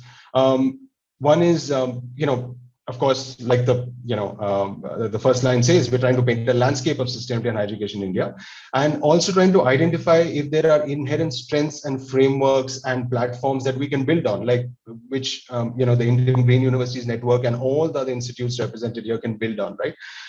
So I think first, to do this, it's very important to understand the entire disciplinary mapping in undergraduate and postgraduate India, right? So you have a ridiculous number of disciplines, which, to tell you the truth, it probably exists everywhere else in the world, but in India, the staggering number of colleges that fall under each discipline is mind-boggling. So you have engineering, and within that you have multiple streams. You have civil, you have electrical, you have mechanical, you have so many others, chemical engineering. You have planning and architecture, design, management, liberal arts, development, institutes that work purely on sustainable development, pure sciences, and then you have your select group of niche organizations that work on either sustainability or biodiversity or forest management, natural resource management, like TERI, SAS, NCBS, IIFM. I'm not mentioning all of them, but this is just a kind of give you an idea of the kind of organizations who work in this niche space also, right?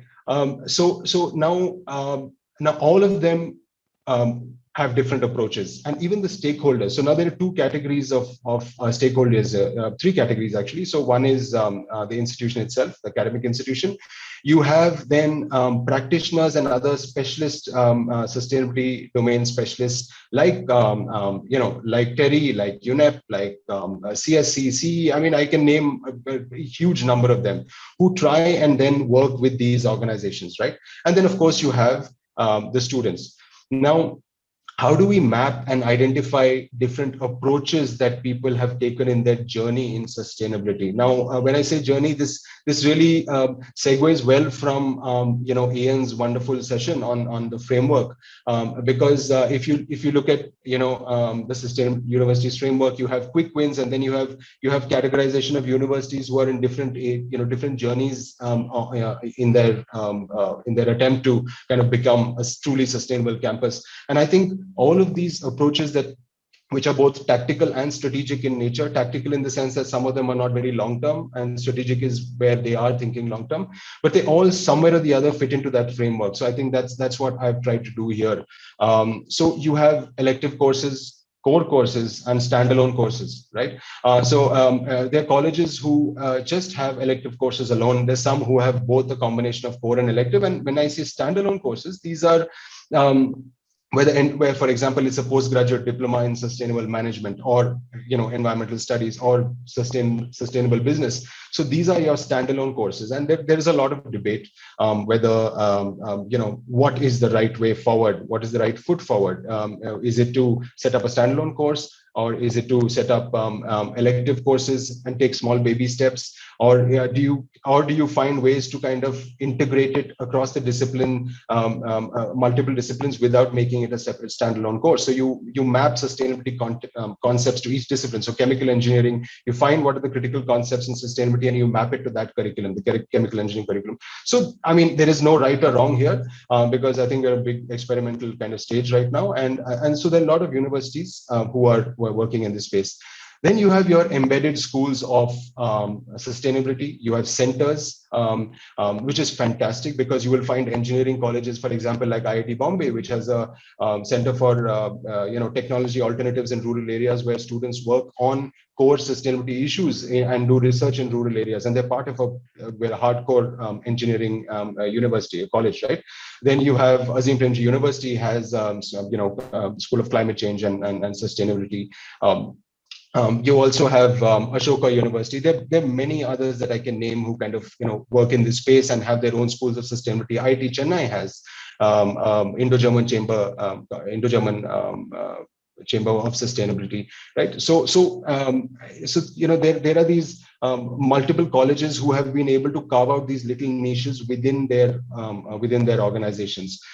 Then you have field exposure, research, and community connect. Now, what I mean by this is there are colleges who their journey in sustainability is to expose their students to real world realities, on ground realities. For example, there is as a part of Indian government of India's initiative called Unnat Bharat Abhiyan. A lot of the engineering colleges, and this is housed in IIT Delhi, the engineering colleges are supposed to kind of go out, interact with rural development issues, adopt villages, try and apply their disciplinary lens to solve problems in these villages, right? So it's an amazing initiative, and I think there should be more of this.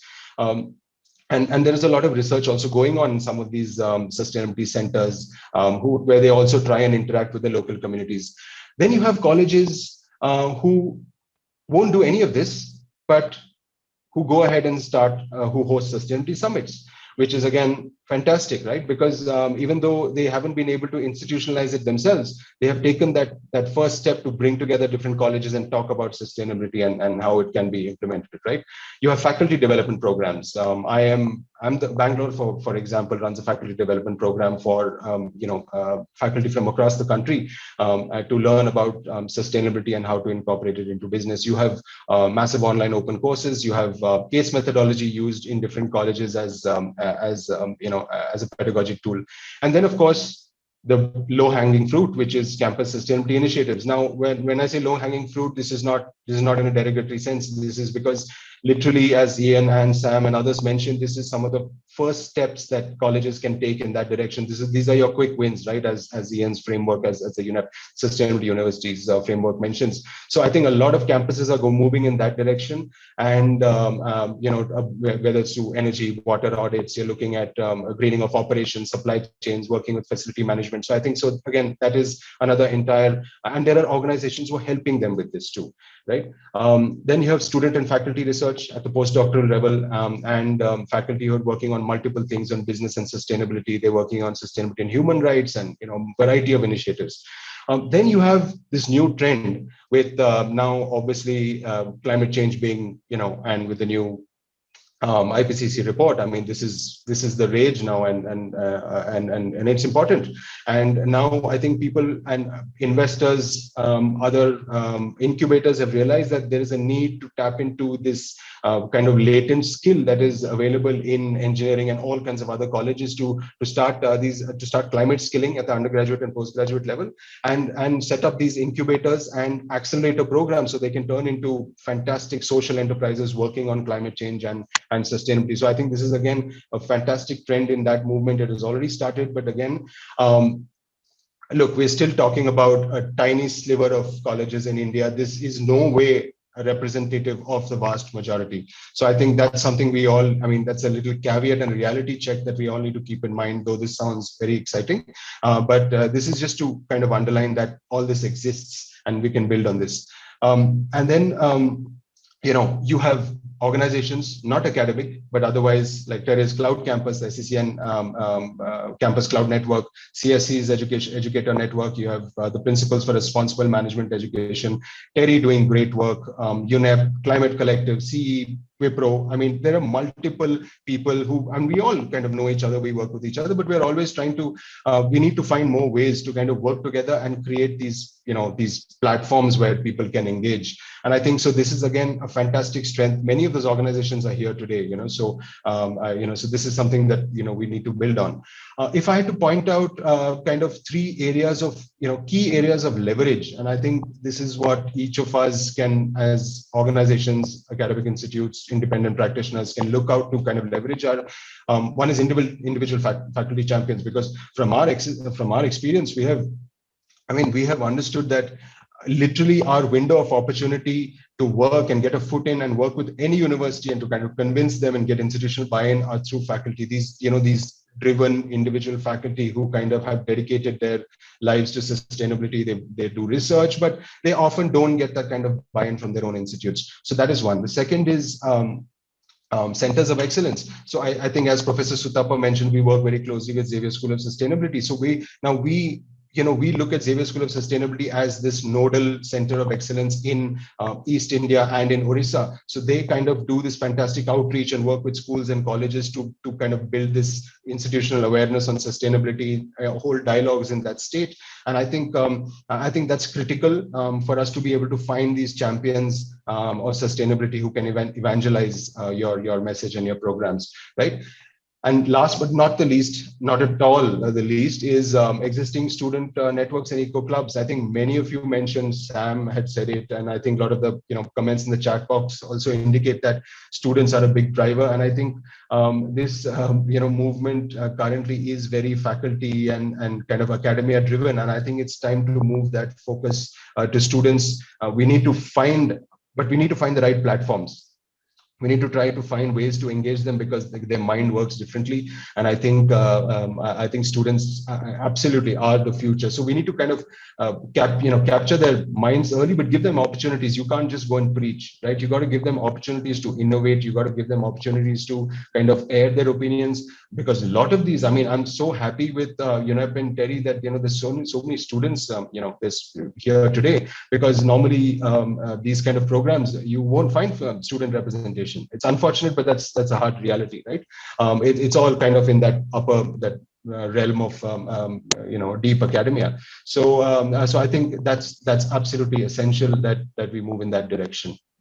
Right. So this was I mean, I've kind of tried to go through it fast because we're running out of time, but this was in a nutshell our understanding of not comprehensive, I may add, because there will be many people in this group right now today who will be doing much more that I may not have mentioned here, and we look forward to hearing about that. But this kind of tries to encapsulate the status of sustainability in higher education in India, and to kind of try and tell you that yes, the ground is fertile, right? And it is fertile for changes. Now, how we make those changes, the decisions that we take, that of course is a different matter that will come through dialogue. And this is the right, this dialogue is a move in the right direction, right?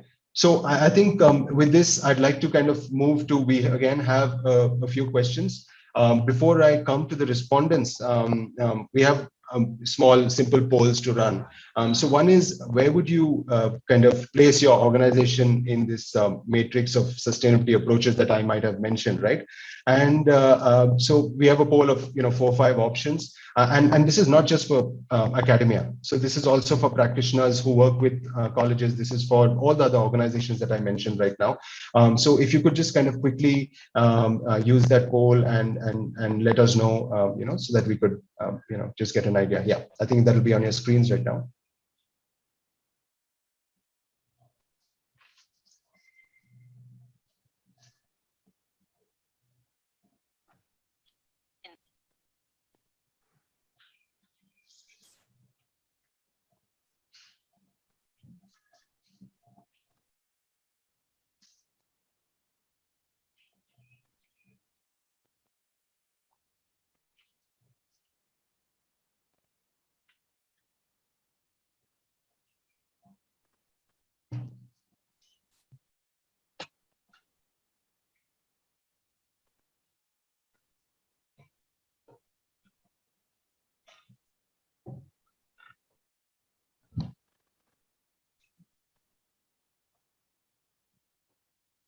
And you can choose multiple choices. You don't have to, stick to one.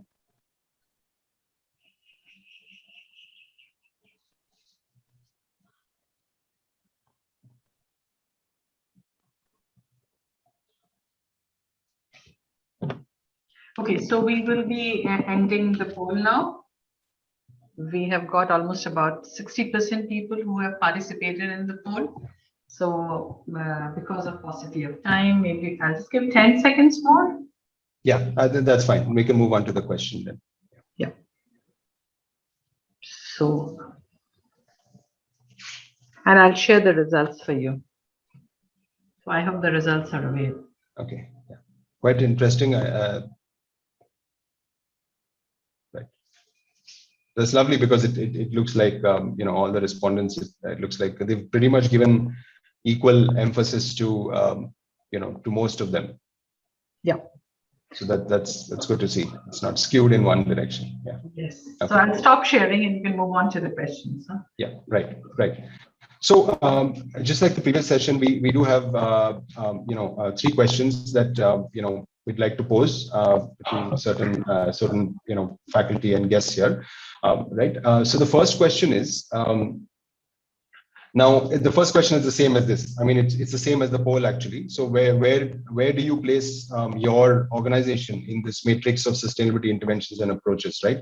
So if I could invite Professor Naima Khatun, Principal, the Women's College, Aligarh Muslim University, to please respond to this. Request you to kind of try and keep it to kind of 1 minute if possible. Yeah, thank you very much, sir. And it is indeed very good experience to share our experience. Ours is a college, undergraduate college. It's a women's college. We have 3,000 plus students, out of which 1,600 students live in the campus.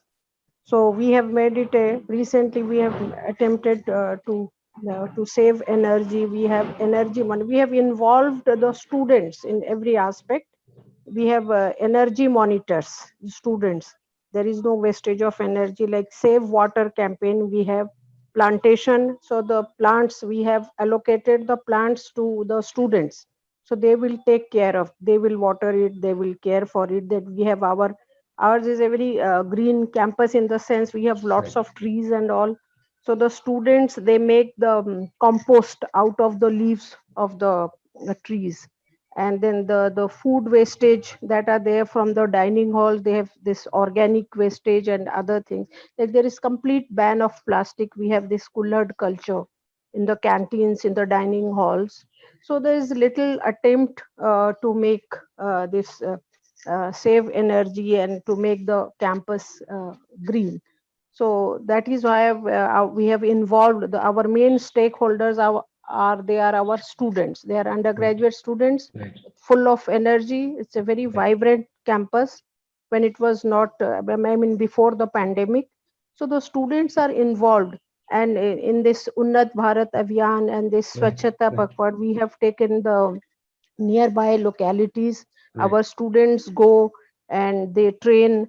And for a literacy campaign also, we were earlier running a school for the underprivileged community. Our students used to go and teach them, so make them aware. I mean, sensitization is the main thing. And inside the campus also, we had this system, this behavior modification, like nobody litters around. It's a very clean and green campus.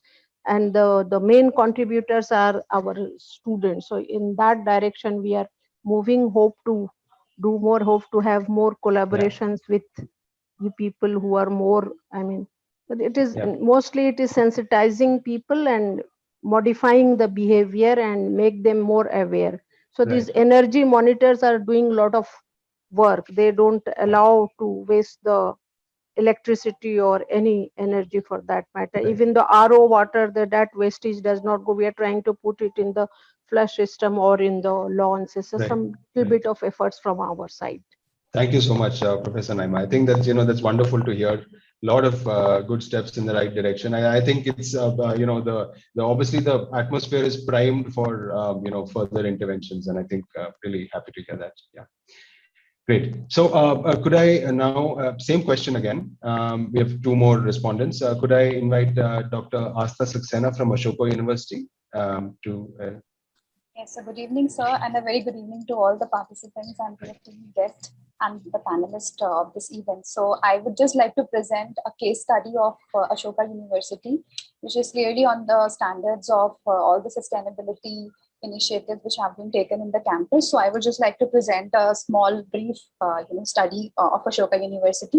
So so as we know, sustainable development is the need of the hour and needs to be integrated not just in the policy making, but also in praxis. When it comes to higher education, the stake of sustainability and sustainable initiatives is even higher, as it directly impacts the workforce of the country and has a lasting impact on young minds. It's not just the syllabi and the curricula that needs an overhaul in terms of sustainable interventions, but an equal focus has to be on research, operations, and the overall infrastructure and design of a university.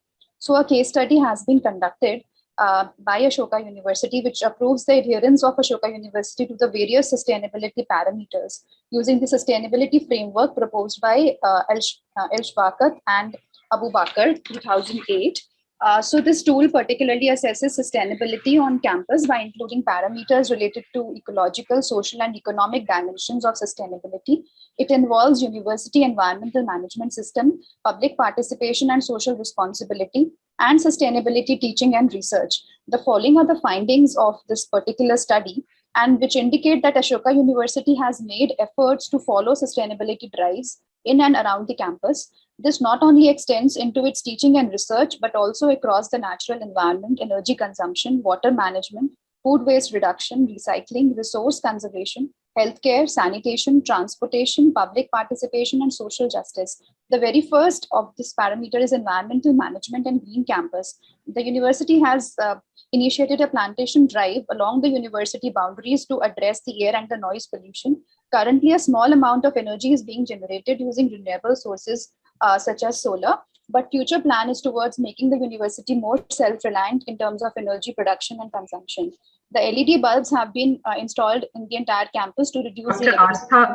Astha, sorry to interfere, but we need to really hurry up. So what I would request you, that if you can put your case study in the chat box, if you have a link. Oh, yeah, that'll be wonderful. Amazing.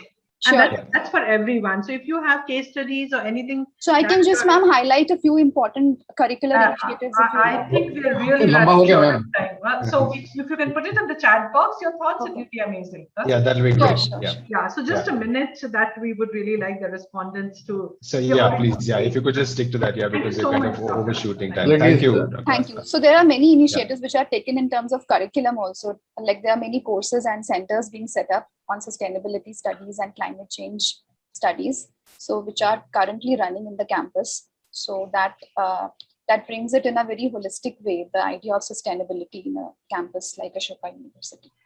Thank you so very much. Thank you. Thank you. In the chat box. Yeah. Sure. Yeah, because everyone would love to learn. Yeah. Thank you. So thank you. So can I request Dr. Vibhu P. Nayak from KIS Hyderabad to quickly kind of take us through about what your position, if you're there. Yeah, thank you. Thank you so much. I think among the parameters that you have shared, I would like to rate this curriculum integration probably at the top of it in terms of the KIS as an institution. Like we have some programs which are directly like climate change, water, natural resources governance across 4 campuses. Apart from such programs that has focus on sustainability, we do have these such courses on environment sustainability as part of all several master's programs. For instance, in Hyderabad campus, of the 6 master program and 1 bachelor program that we have this environmental sustainability is part of the curriculum for all the programs in gender studies, education, and all that. So that's and the other aspect is the advocacy, where I think TISS has collaboration with several grassroots organizations. Students are quite active in different networks. Yeah, so these are the 2 practices that I would like to flag. Thank you. Fantastic. Lovely to know that. Yeah, I mean, so obviously you're covering a whole range of, interventions. Great. Thank you, Dr. Vibhu. Yeah.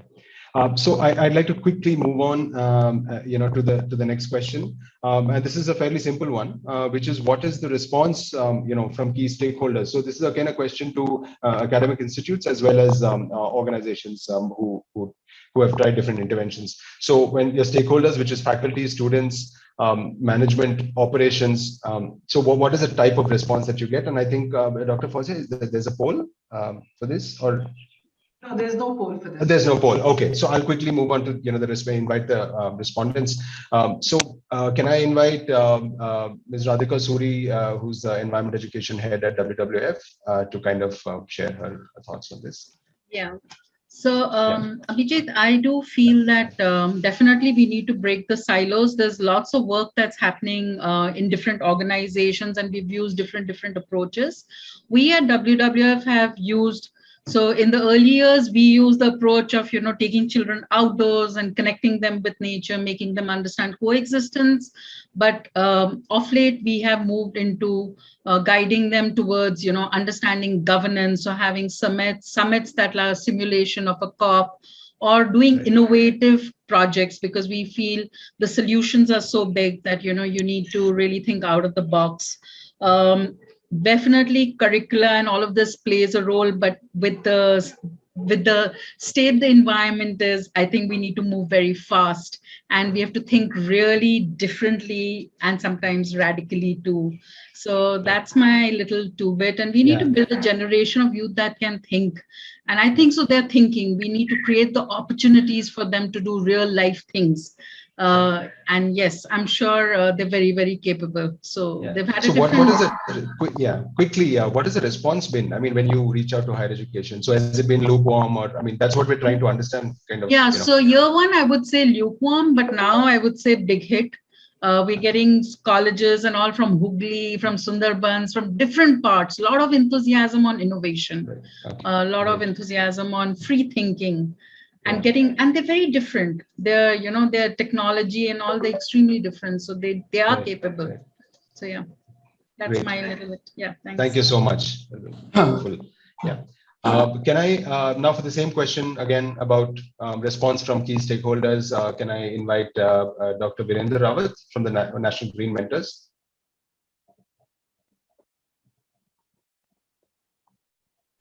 So thank you for inviting me. We are the organizers, and we are here to bringing the element of environment into education sector. We are bringing power of nature every day and every way into school to universities. We have certified more than 100 universities as green universities, because we believe that without learning about mother tongue and mother nature, no learning is complete. This is the goal. Right. Second thing, without accepting responsibility, we cannot define a university. University should become responsible toward the nation, toward the planet, and they have to accept responsibility. So we are inspiring them. In India, in particular, the whole sustainability environment it was not in the guided properly. So that's why the people who are outside of the government are working more, and our responsibility is more. We have introduced a responsible education model, K to 8, and in terms to bringing the responsible nation. So we have connected NCERT curriculum with nature. We have green teacher training, green diploma, green games. And Virendra ji, if you can highlight a little key response kaisa hai? Response, we are doing worldwide. We are doing great in worldwide. Logon ka response kaisa hai? We have a transform more than 1,000 schools into green school in India. And the Gujarat government, the first government which has transformed its 500 schools into green school. So the first state in Asia which has the green school model. Yeah, that's amazing. I think Virendra ji, if you can share the link of your organization and anything that you have in the chat box, it would be amazing. We believe that, yes, we believe that everyone at this stakeholder meeting should guide how to constitute the green university network, and what will the standards of sustainability. And without including culture, we cannot define the sustainability. So our sustainability model and European sustainability model are totally different. They are only focused on the. Virendra ji, thank you. We are running short of time. We know that. We are running I'm sure. Thank you, Virendra. Yes, we have a lot of things. Yes, thanks so much for giving me 1 minute. That is enough to me. Right. Absolutely. Thank you. Dr. Fawzi, do you propose that, I mean, I can see that there's still 5 respondents left. I mean, I don't know how much time we have. And Dr. Kalpana, if they can quickly respond to the same question. What has been the response? Just the response. Yeah, just the response, yeah. I think it's been good, bad, lukewarm.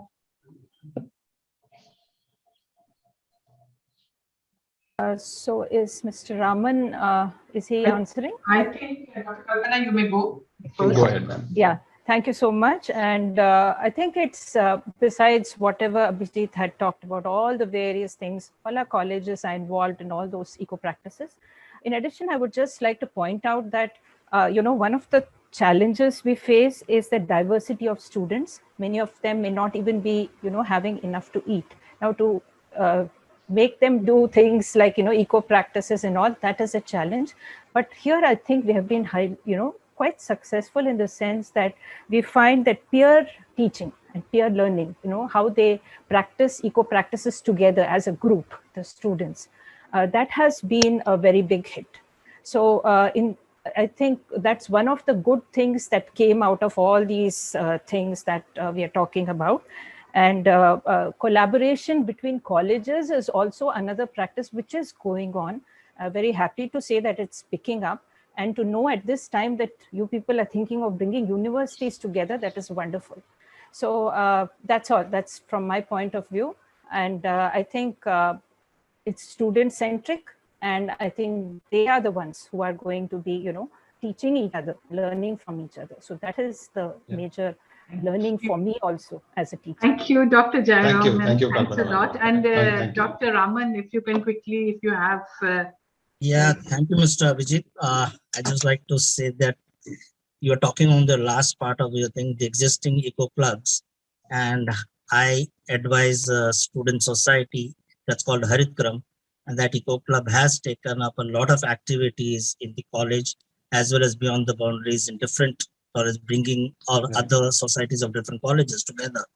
And one of the major activities they do in the past is from the time the UNEP had the UNEA in 2014, these students are taking up a simulation of the United Nations Environment Assembly as Haritgram Model 1. And the fifth one of that is due in October this time.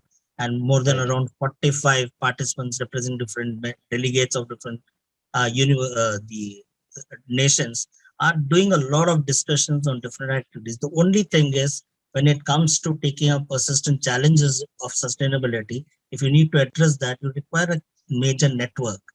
And that is where, if you want to collaborate from different societies, the different societies are taking different initiatives, but the information is not known. And I think so this network will help them to engage in a way that they come to know about the information of other societies, what they are taking up. And maybe in a collaborative word, they will have a very positive change that they can think about and bring by putting up in the ground level all their efforts. Thank you, Dr. Raman. I think that's exactly what the intention of this network is, to make it much more broad-based. Thank you. Thank you. Yeah, thank you, Doctor. Yeah, so I will. I know we are really short of time. I will. There are always more respondents from that. So just Okay, so the last question, so the last question that I have to pose is that, are there any other approaches, innovative approaches that all of you would like to share? You can put it down in the chat box. Apart from what I've mentioned, or even similar to what I mentioned, are there any approaches or initiatives that you think are perfect for kind of starting this movement of sustainability education, in sustainability education? So I think I would like to invite Mr. Aditya Pundir from the Climate Reality Project. If you could just share his views about these other innovative approaches and interventions. Yeah. Well, thank you, Abhijit. We are really running short of time. So, I'll just say that currently the situation is that the top leadership, like we are working a lot with the universities and schools, they're interested. Students are also very enthusiastic. The problem is we are missing the link of they don't know what to do. So I think this initiative will be very helpful in taking things forward. Like I'm working with more than 100 institutions in the country, and the response is very positive. The only problem is they don't have the tools, they don't have the techniques, and they don't have the customization to their local surroundings. So I think probably we will have to develop these platforms, which will have to take into account this regional perspectives and the special needs which these organizations have. So with that, I think probably we can discuss it some other time. Thank you. Yes, thank you so much for that very precise but impactful kind of observation. I think that is the need of the hour. Thank you, Aditya. Yeah, thank you so much. Yeah. Okay. Sorry, Dr. Fazia, who is the second respondent? Who's I think one person is not there. Dr. Kawal Sorry. Gill. Dr. Kawal Yeah, Gill. Dr. Kawal Gill from Guru Gobind Singh Commerce College, Delhi. Could you please? Yes, finally I got a chance to speak, and I was just listening to Abhijit. So I think if I really look at your approach, so I feel that it is an individual faculty that matters a lot, because I really feel that we are totally committed, and there is some kind of mindset or an attitude where you are in a position to persuade your stakeholders, I mean the management and the principals, to carry forward what to think. And we all begin with doing a conference on sustainable future and circular economy practices. Then we got in touch with Gayatri ji. She introduced us to the LPGN network, and we have done great. And the impact is so wide, I can't tell you. I mean, we were doing the webinars, we were doing the green innovative events. I've been telling you very fast because we are running just short of time. Right. And it's not only this that we did it, but we approached to the school students to our localities, and more than 30 institutions participated in those events. And the innovative approach was that we asked them to write a slogan. Okay. So these are the small children, they wrote very beautiful slogans. They made posters. They were digital posters. They were handmade posters, and they did the animations and the video making. I mean, it is really amazing to see. I mean, it is so astonishing that all the school students, along with the other university colleges, and they are participating, and they are so aware about the sustainability. They are so much aware about the food nudges. They are so much aware of the the mobility nudges and recycling and things like that. I think we should continue to do innovative things. And yes, much of it is that we have to be really, really innovative and collaborative. And we must talk to each other in a network like this. Thank you so much. I think I've not taken much time. No, not at all. Perfect. Thank you. Thank you so much, Dr. Gill. Yeah. Great. So that is a lovely session. Thank you so much for all your contributions. I think there's a lot to be learned. I know we're short on time. So many of you have so much more to share. So please keep sharing it in the chat box, and also get in touch with us offline. I think all of us are kind of there to talk, to collaborate. So please do that. And with that, I'd like to kind of pass this on to the next session, which is again very important. Ms. Gayatri Raghav will be taking it. This is about challenges, and I think again a lot of space for contribution there. Thank you.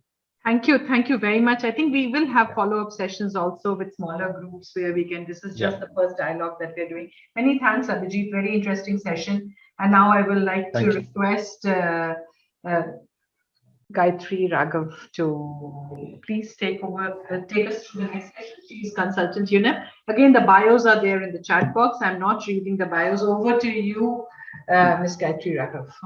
Thank you very much, Fauzia. I mean, this has been a wonderful session, and I've been very active on the chat screen, and I am so great. Just keep it coming. All the campuses and all the organizations out there, we are trying to collate all the good work. So share whatever that you're doing. And having said that, my session is about, Abhijit was great. He talked about unearthing our strengths, and my session is about exploring our challenges, because there's often a gap between the stated desire. Everybody wants to be sustainable, but when it comes to actual implementation, while we attempt to mainstream or integrate environment and sustainability into our higher education establishments, we often run into trouble. So there's a gap between what we want and what we achieve. So this takes us to the point, this is because we have a lot of challenges, and that is why we are not able to achieve what we want. So this whole session will be in a question format. I'm not contextualizing anything. So I'm just going to go right across. Now, what I wanted to do is I wanted to see maximum response on the chat screen and on the Mentimeter. If the Mentimeter is not clear to you, please type on the chat screen, but I want all responses from youth, from organizations, from everyone. So my first question, as an organization running green programs, what are the 3 top obstacles to making campus join in with your higher education initiatives? This question is for all organizations such as CSC, CEE, WWF, National Green Mentors, name it, all of those organizations that are doing wonderful job. What are your 3 top obstacles to make campuses join in with your initiative? So please, while you all type your responses, I would like to invite Madhavi Joshi from Center for Environment Education, who run SDG 100. Please look at the chat screen. It's already there, and they run several programs. From Madhavi to ask, what are the top 3 obstacles that you have? So Madhavi, can you comment? Yeah, thank you, Gayatri. And it's been wonderful. It's so invigorating that I don't feel like talking about challenges anymore. But yes, as you say, they are important to flag. I think the major challenge when we're talking whole institutional approaches and even when we are trying to look at SDG handprint lab discussions is when we approach universities, one finds that there is a tendency to be directed to a certain department which takes or a person that would take ownership of that particular kind of course, or it becomes like another course within the university setup. And one is looking at actually a whole institution approach, and in that you need to look at as very rightly said, interdisciplinarity and multidisciplinarity, not just across disciplines, but also across the university. So the management and the systems people have to get involved. Students have to have a very, very big say. So that's one area where I feel we've it is a challenge to bridge that gap. How do you bring in other faculty besides the ones who are engaged with you to work alongside them, and they make it a little, get it across the university. The second thing is also about the need for, or the lack of orientation of the faculty and management who are not involved in sustainability courses, but are in core programs to have sustainability orientation. And I think there needs to be a lot of work there in terms of developing programs and curriculum for faculty management, faculty and management orientation within universities. To be able to also look at how the entire university can actually change mindset towards sustainability and have a sustainability orientation. The third thing I felt was also that there are already so many programs, different programs, and like one of the faculty members said, there are different audits going on, and they really have a hard time balancing all of this between the different programs. So that is the other one. And one more I wanted to add was also that we work at both levels, the faculty and the student level. And often we find that there is a disconnect in terms of, if we are working with, say, youth programs, then we have a student council, but it is not necessarily kind of has a say in terms of how the whole university is becoming green, for instance. So there is that issue which when we do Green Fest, for instance, we are at the student council level and the faculty is not involved. And when we are doing SDG handprint lab, it is the faculty that gets involved, and the students, of course, are recipients or partners to that course. So these are the 4 things, Gayatri, I wanted to flag from my end. Thank you. Thank you very much, Madhavi. Thank you for putting it. And do we have any results from the Mentimeter? Do we want to see it right now, Fazia? Or can I go to my next question? Yes, ma'am. Go to the next question, huh? Great. Because we're really running short of time. Yeah, I understand. So the next question now goes to the campuses and the colleges. This is not directed at the organizations such as CE or all the organizations who are doing programs, but it is directed at individual campuses and universities. So what are some of the major challenges you as a university or a college you face while ensuring the inclusion of environment and sustainability into your institution? So please go to the Mentimeter, go to the chat screen, and I want answer from every single campus that's present here today. My question, I would like to hear the voice from one institute. This is not by this thing. As I said, I would like to hear everybody's voice, but can I invite Dr. Ajay Pratap Singh from Banaras Hindu University to kindly share your thoughts on this question. What are your challenges as a university? Well, thank you, Gayatri. This is a very unusual sort of forum, and as the earlier papers rolled by, I was sort of doing a thinking on my feet. I've been around for about 15 years over here, and that is long enough to see that in the sort of term of the past 4 vice chancellors, this green campus thing has caught on. So we've been at it, if I may speak broadly on behalf of the university, we've been at it for about 12 years. And the founder actually did most of the work for us. I've just been putting into the chat box the 3 species that are over here. I'm sorry I missed people and kathal and gullar and so on. So all floral species, I mean flowers of various kinds. Our nursery alone must be about 5 acres over here. And the green movement has been catching on. Professor D.P. Singh, when he was the Vice Chancellor, he started the green calendar and then bicycles only 1 day a week on campus. And let me tell you, I keep repeating campus because there are about 5,000 faculty members in all in our university. There are about 40,000 students. And if you add the non-teaching staff, then the university campus alone has about 1 lakh people living on it at any given point of time. And what would you say your 3 obstacles are? I mean, this is amazing. Yeah, I was just We'd like to know more that. about Banaras. You can put it on the chat screen, all what you've done, but what would you say the 3 most important obstacles that you have? The challenge. Let me start with one. I think there is an enormous wastage of paper on campus, and that has a sort of impact which everybody understands. And the main reason is I have seen as a teacher over here who has some experience, say, as a student at Cambridge University, where the mainframe computers used to be run on recycled paper. And there were line printers that connected each college to the main computer center. There was a proper computing service. The idea of a computing service, among many other services, is absent from the universities of India, largely speaking. You can leave out a few. So that does enormous harm. Now, if you have 5,000 teachers, and if you count a single laser printer each, not to mention 100 hostels on campus and so many students, and if each of them print about 10 pages a day, that's 50,000 pages, right? So that's an enormous cost. There ought to have been, we ought not to have gone in for the personal computer or the laptops. We should have gone for the mainframe systems. But, one keeps writing to the various species and other decision makers over the last 15 years. This is not there. But this is a bigger problem where universities can help and cannot help, that somebody should find an alternative for the current bond paper that we use for even our rough work.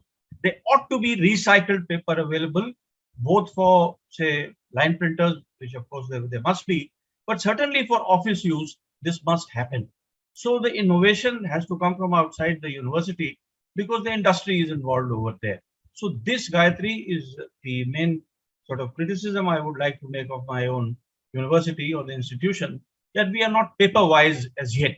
And that is taking a tremendous role. Thank you so much. Thank you, really. Thank you. Thanks a lot. Thank you for coming here today and sharing your thoughts with us. And now we've talked about agencies. We've looked at individual campuses. Now, I want to ask a special kind of campuses, which is we do have universities and campuses such as School of Sustainability or Terry SAS. They're all basically offering only sustainability related courses. So your college is very different. Your campuses are very different, but you also must be facing a lot of challenge. So what would you say are your challenges? So may I request Dr. Jameer from Terry SAS to kindly share your thoughts, while everybody else can type on the chat screen or use the Mentimeter. Thank you very much, Gayatri. And thanks to all the organizers. I've really enjoyed, but let me be brief very quickly. As an institution already offering courses on environment and sustainability, I could see more opportunities than challenges. But having said that, there are a number of challenges that we face. And 2 challenges that I think are very important are one is in terms of while evaluating our performance as an institute, and it's not just at institute, but this could be even at individual level. Even when a student examines why he or she should not enroll in these green programs or join these universities, there's often some sort of a comparison that with the already established disciplinary or traditional programs at various universities. Often the existing yardstick for measurement may not favor green institutes. And and then these are big challenges, both at the individual as well as at institutional level. So there is a need to start looking at complementarity rather than looking at, all of these as a competition. The second challenge is in terms of, and which is very important fact, but it's also a big challenge, is in terms of taking sustainable knowledge and practice beyond campus and beyond academics. There is a need to understand sustainable knowledge more in terms of holistic learning, and also that this holistic learning requires understanding the fact that this is a lifelong learning requiring collective action. So this is, and also practice. So this is very important. Now, platforms like this, like the IGUN, which you are establishing, it plays a crucial role in connecting the dots and establishing linkages. So thank you very much. Let me stop here. Thank you very much. Thanks a lot. And my last question now goes to the youth, because we keep talking about youth as the center, and we need to hear the voices of youth. So I'm going to ask all the youth who are present here today to please use the Mentimeter or the chat box. And we value your voices more than anybody else's voices. So what do you think the campuses should do to ensure that environment and sustainability becomes the major guiding principle in colleges and universities? So I repeat, how do you ensure that environment and sustainability becomes a major guiding principle in your college or your institutions? So please, all the youth, use the chat box or the Mentimeter.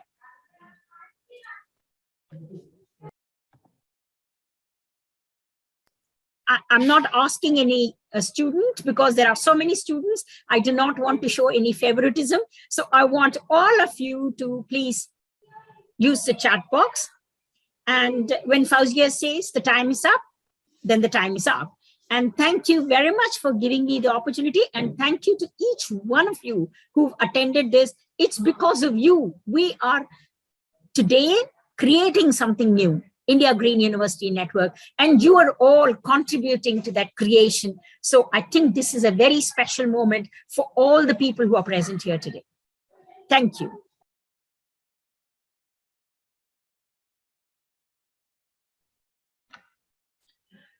So Gayatri, I think we can request just one person. Shivam is here. Can we just quickly give him a minute to speak? And Okay, we finish the sure.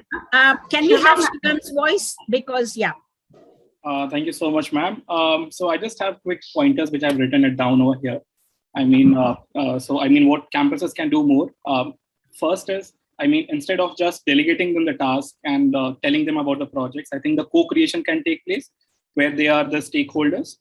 And second thing is tapping all the skill sets that we have. Let's say I'm good at singing.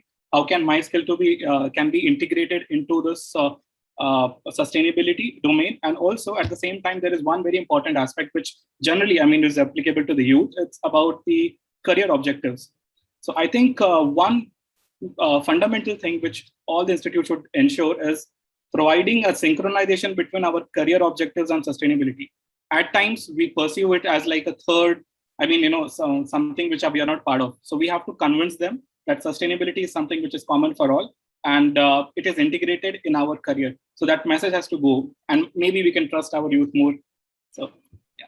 Thank you so much, Shivam. Thanks. I totally second that. Thank you so much, Shivam. So what we will do, Gayatri ma'am, is that the responses I will request Dayadra to convert them into JPEG, and she can paste them into the chat box for everyone to see. And we move on to the next session. Does that sound good? We are super late, almost late by an hour. Ma'am, I just want to tell that we have just got responses only for the question 1. Okay, great. So the word really share. Gayatri ma'am, over to you. You want to say something? No, that's fine. I think people are basically, I'm okay. I think let's just go to the next session without losing much time. Yeah. Thank you so much. Thanks a lot. And anyway, the questions are there in the chat box. If you have any responses, you can keep them coming. So we move to the next session on exploring opportunities. I'm sorry I could not give a break and a lot of people have dropped out. So I will now invite Karina. Actually, Professor Arvind Walls could not join us today. So he has sent a brief recorded video of about 10 minutes, so which I request Karina to play. Karina is again from Youth Education Alliance at the UNEP, and then put across the questions. So Karina, in fact, some of the respondents have left also. So maybe I will help you with that names once you start asking questions. That sounds great. Thanks so much, Fazia. Maybe I'll just start off by sharing the pre-recorded video, and then we can jump into the discussion and questions after. That sounds good, huh? Thank you for giving me a few minutes to provide some input to the stakeholder dialogue, where hopefully you will eventually succeed in creating an Indian Green University network. I speak to you from the Netherlands, and I have to limit myself to a video message, and I would like to thank Gayatri Rakwa for giving me this opportunity and for organizing this important event. I've titled my short talk, A Networked and Nested Whole Institution Approach to Sustainability. And those words networked and nested are intentionally chosen, of course, because I think what is critical if higher education is going to contribute to a more sustainable world, that the education and research and community outreach is always connected and nested in a wider global world without losing the local connections with place and the existential issues that affect our students, but obviously also the people living in our communities. In a way, the local environment is a microcosm of the wider world. And the network part, as I will say at the end of my talk, is critical if we are to connect the niches of change and transformation that can be found, I think, all over the world, also in Indian educational context. If we can connect these niches, they can become a strong movement, a strong transition movement. Kate Raworth, you see the donut in front of you, the donut economy that she has been advocating for, puts it quite clearly. I think we need to learn to live within ecological boundaries, while at the same time maintaining a quality social foundation which allows meaningful, happy lives for everybody on this earth without compromising the possibilities for others to have the same. This also means attentiveness and care and sensitivity towards other species on this planet. And the Sustainable Development Goals, in a way, can be seen in this donut. And some are more on the inside, connected to the social aspect of sustainability, you might say, and some are more on the ecological side, on the outskirts. But one needs the other, and we cannot address the Sustainable Development Goals in a piecemeal, separate approach. We need to see their interconnections. So a transition is needed, and we see that all over the world people are talking about transitions in food towards more localized systems, to more varied and diverse systems, less dependent on fossil fuels and pesticides. We're looking at energy transitions away from fossil fuels. We're also looking at more self-determined, decentralized forms of governance. We're looking at greening of cities and making sure that the air quality gets better, that the exhaust becomes less, but also looking at dealing with extreme weather events. How do we deal with water that comes very rapidly and quickly all of a sudden, and the next period might be one of drought or extreme heat. This extreme weather requires climate smart building and adaptive cities and things like that. So there's a lot happening, and the question is, are our universities responsive to these changes? Are we relevant to today's global challenges that are emerging? But also, are we reimaginative in helping young people imagine a more hopeful future, because without that, I think we risk that education becomes doom and gloom education if we do not provide more hopeful futures where young people can imagine and create and design alternative ways of living that allow us to live in the donut. There is a whole movement around us. I think we recognize this. There are lots of initiatives from NGOs, civil society organizations, sometimes from local governments, sometimes from schools, primary, secondary, even school kindergartens take initiatives of greening school grounds, having green rooftops, things like that. But there's also in higher education lots of initiatives using living labs, for instance, trying to engage different stakeholders in working towards sustainability. Here are just some examples of these transition movements. And I think a big question is, how does higher education connect with these movements? How can students and staff participate, contribute, and vice versa? How can these movements benefit from the wisdom, collective wisdom that is in our higher education institutions? There's a lot of knowledge out there that can be very helpful. And this is not just scientific knowledge. I think we also recognize the power of local knowledge, indigenous knowledge, experiential knowledge, how to weave these different forms of knowledge together. That is, I think, critical for a more sustainable future.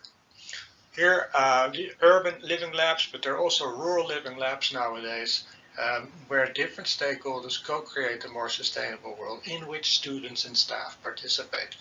It's a very powerful living curriculum that is relevant to existential questions that really matter.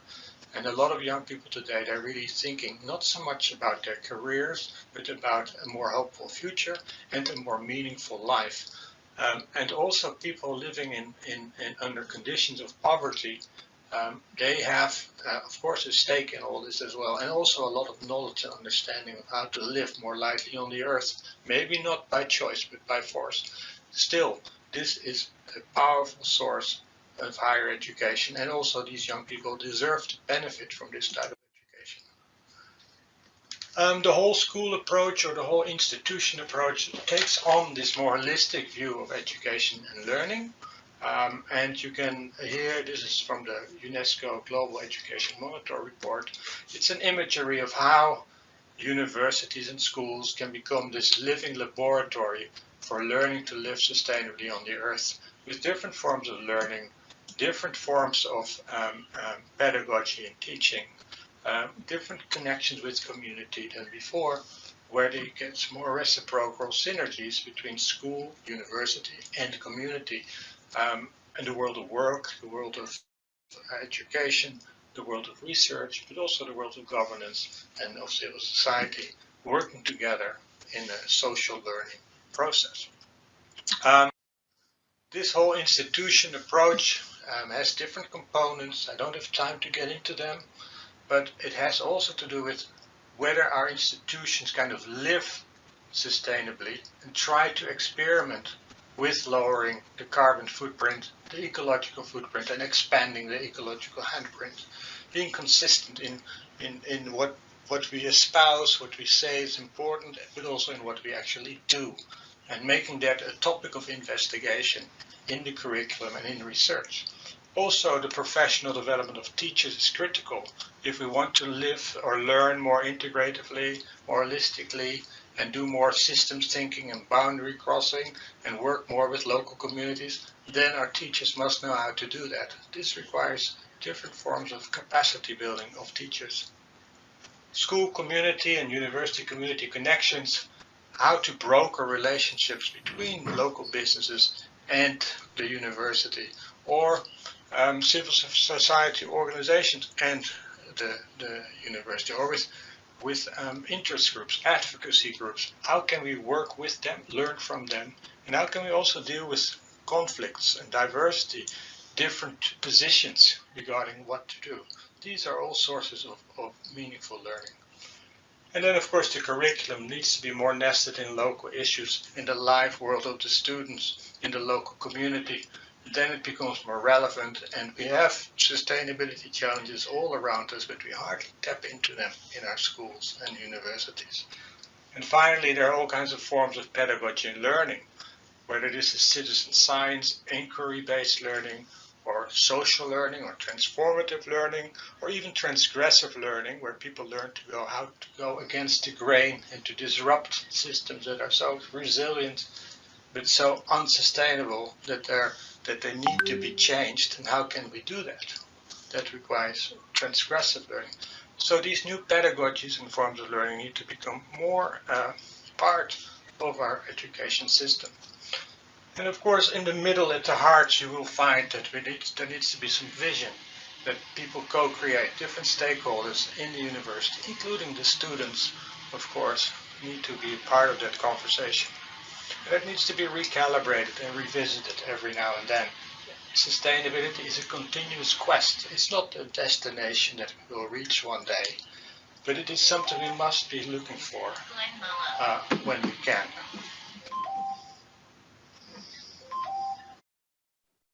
All right, so I'm just gonna stop the video here. Professor Walls has prepared a few questions for us.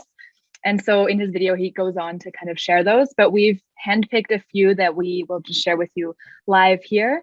And yeah, I encourage any attendees to just drop their responses in the chat box. We'd love to hear from you as well. But we will call on a few specific people to share their thoughts on this with us. So I'll just jump right into the first question. The first question poses, how can higher education institutions and other stakeholders engage and collaborate with each other in order to adopt a whole institution approach to strengthen sustainability in society? And the first respondent will be Tushita Rawat. Right. Thank you so much. So I'd like to begin by thanking the organizers for getting us all on the same platform. So getting to the question, when we talk of a collaboration of this nature that IGUN is talking about, I think we're talking about a huge, huge scale. There are hundreds of institutions of higher education and so many stakeholders directly involved in the process.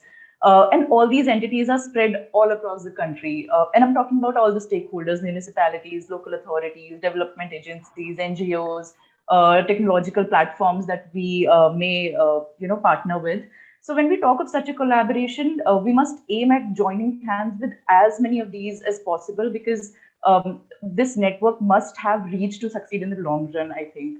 Now I'll quickly cover what CSE is doing right now, and then a few quick points and imperatives that we think should be ensured.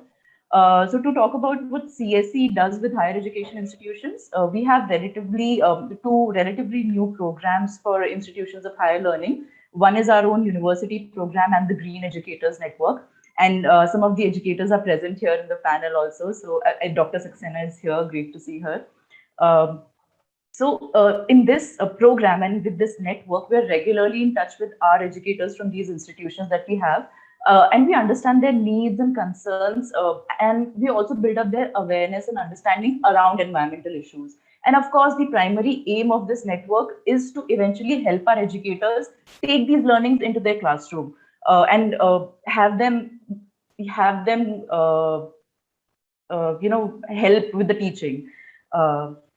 And the second is our Green Campus Network that's spearheaded by our Habitat team, which is at CSE. There, the focus is to handhold institutions, and we motivate them to become green and adopt more and more sustainable practices on the campus. So it's handholding remains the major function here. As CSE, we believe that there are a few imperatives that need to be ensured if you're talking about a collaboration of this scale. Number one has to be that the approach should be global to local. Professor Walls also mentioned this, that we need to take into account all the modalities that we have on the region. So we need to have clear universal goals, and the university should be expected to and encouraged to achieve these goals at regional level, so that those needs are also taken into account. Number two, in our experience with so many institutions and so many teachers, we know that institutions have unique requirements. Ajay sir was also here talking about paper waste management being a big issue in his institute. Sushita, we would request you to be brief. Yeah. We're just running short of time. We can't be able to. Right. So I think all the effort should be made to take these into account. And the last point is that it cannot exist within a sector. We have to have a multi-sectoral approach, multi-sector tie-ups with municipal organizations, agencies that offer tech-based solutions and knowledge-building institutions. So that was from my side. Thank you. Thank you very much. Thanks. The next respondent for this, I'll request Alok Gupta, if you're around, to respond to the first question itself, because we can have two respondents there. Yes, I'm right here. Thank you, Dr. Fauzia. I think the most important aspect here has been outlined and highlighted by our youth representative himself, who spoke a few minutes ago. The most important factor would be to incentivize students to participate.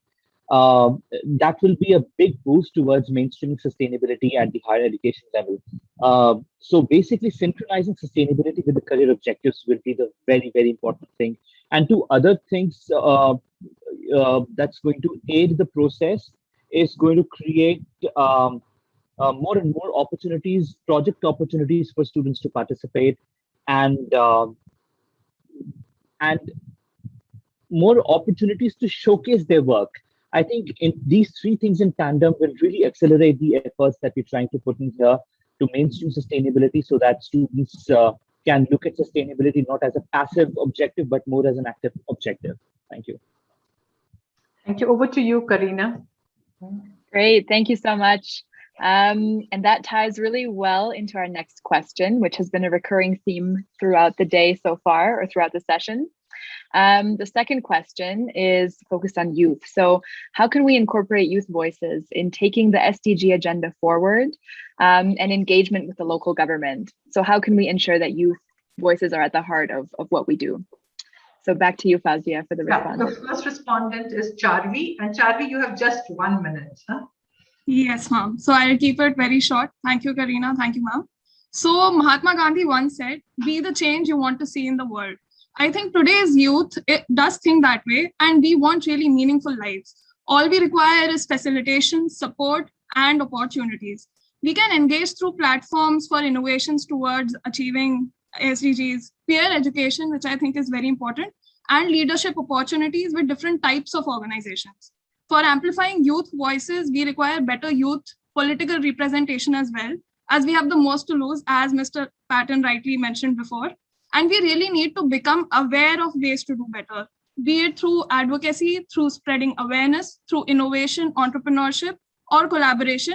And most importantly, like whatever small steps we take, we are contributing towards a bigger change, which is necessary for our survival. Thank you. Thank you, Charvi. That was lovely. And then we have Pranav. Pranav, are you around? We are really sorry for this delay. Yeah, I'm here, right here, Dr. Fauzia. So a minute for you too. Huh? The same question, right? So thank you once again. I think this is very important to engage, but then how do you engage it? This is a very, very pertinent question. So first thing that comes to mind when we talk about Green University network, the universities should be able to, universities are not just an education provider, they are also a contributor to nation building. But here, right here, what we need to do is they should be able to contribute to environment building. And thereby we need to engage with students. But then how do you engage with students? What a very essential element to engagement and participation for the students to be able to generate awareness, inner awareness from within, that this is something that we need to do, doing it for them, for the nation, for the environment, not for somebody else. So for that we need to create a responsible sustainable studentship, because if we are to consider an university as a country, and where the countries require their citizens to act responsibly, contribute responsibility, here in the university, Green University system, we need our youth to work as in a sustainable manner. I mean, we need to develop sustainable studentship. One of the best things that I feel is it really works well when it comes to engagement is to, like I said, create awareness and let them know that your voice matters, you matter. And that's something, because we are talking about a homogeneous student community here. If we look at the country as a whole, we are not just looking at Delhi University, Delhi University or Ashoka or Bharati Vidyapeeth, but we are looking at diversified universities and diversified students. So engagement is not going to be easy. So building that confidence among them that you have a voice, one, your voice matters and you matter. So you participate, you voice out. And the third thing that I see, it's very important and it works really well. I have been an advocate of intergenerational partnership, and something that we are currently also trying to develop with Delhi University students at this moment as I speak. And it works really well in creating mentorship relationship with people, because just yesterday I was talking to somebody and somebody asked, what legacy are you going to leave behind for your future generation? I said, are you talking about legacy? We are going to leave behind a mess the way things are. So if we are to create that legacy, we'll have to work really, because we have already lived our life more than half. And so if we are to create a legacy, we'll have to work really closely with our students, and through mentorship relationship, informal dialogues on and off within the campus, outside the campus. And universities will have to take a big lead here, because I see private universities. Thank you, Dr. Pranav. I am Yes. sorry that I No, won't that's be able to absolutely prolong you fine. more time. Thanks No, a that's lot. fine. Thank But you. great Thank you thoughts, once great ideas. I think studentship and intergenerational partnership, I think all great thoughts. Over to you, Karina, again for the next question. Thank you, Chavi. Thank you, Pranav, for those insightful responses. I'll just move us right along to our final question for the session, or for this part of the session. What kind of policies and interactions are required for transitioning from the current system that we have, which is very much kind of influenced by a stifling culture of control thinking and managing and competition and ranking, to more of a culture of joint learning and co-creation, as well as investigation, sharing, and experiential learning, many of which are also highlighted in the new education policy of India as well. So how can we make this happen, this shift happen? Back to you, Fazia. Thank you, Karina. So our first respondent is Dr. Anandajit Goswami from Manav Rachna. Anandajit, are you there? And I'll request everyone to keep their responses very brief. Yeah, Anandu, I can see. Sorry, I won't take more than 30 seconds.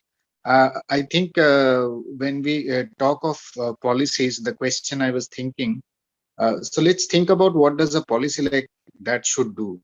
It should create a kind of dynamic capability, relational practices, and the essence of such policy has to be based on the fact that it creates an ability to respond, reflect, rethink, and recalibrate. And not just once, but periodically it has to be done. Why I say so? Because policies for such a question or for such creating such a culture will not be one point stand alone. It will depend on the social context and the kind of society, essentially the school, the university, the neighborhood, the cultural context where it is being put up. And it also has to create a capacity for critical thinking, reflexivity, and transformation. Because to me, sustainability is creating that capacity. I will end with one observation on this exact question that you raised. If you go by the two very detailed review papers of Decade of Education for Sustainable Development, a UN released 2 reports. And in that, you will see that the main agenda conclusion that came was social learning. So they said that the policies should be addressed for social learning. And it is difficult because it needs to be put into practice. I will end over there. Thank you so much. Thank you very much, Anand. I think I'll just request you for one, that R that you said, 4 R's: respond, rethink, recalibrate. I could capture the 4th R. Well, respond, reflect, rethink, recalibrate. Okay, very nice. Thank you so much. Thanks a lot. So next respondent here is Dr. Shiju.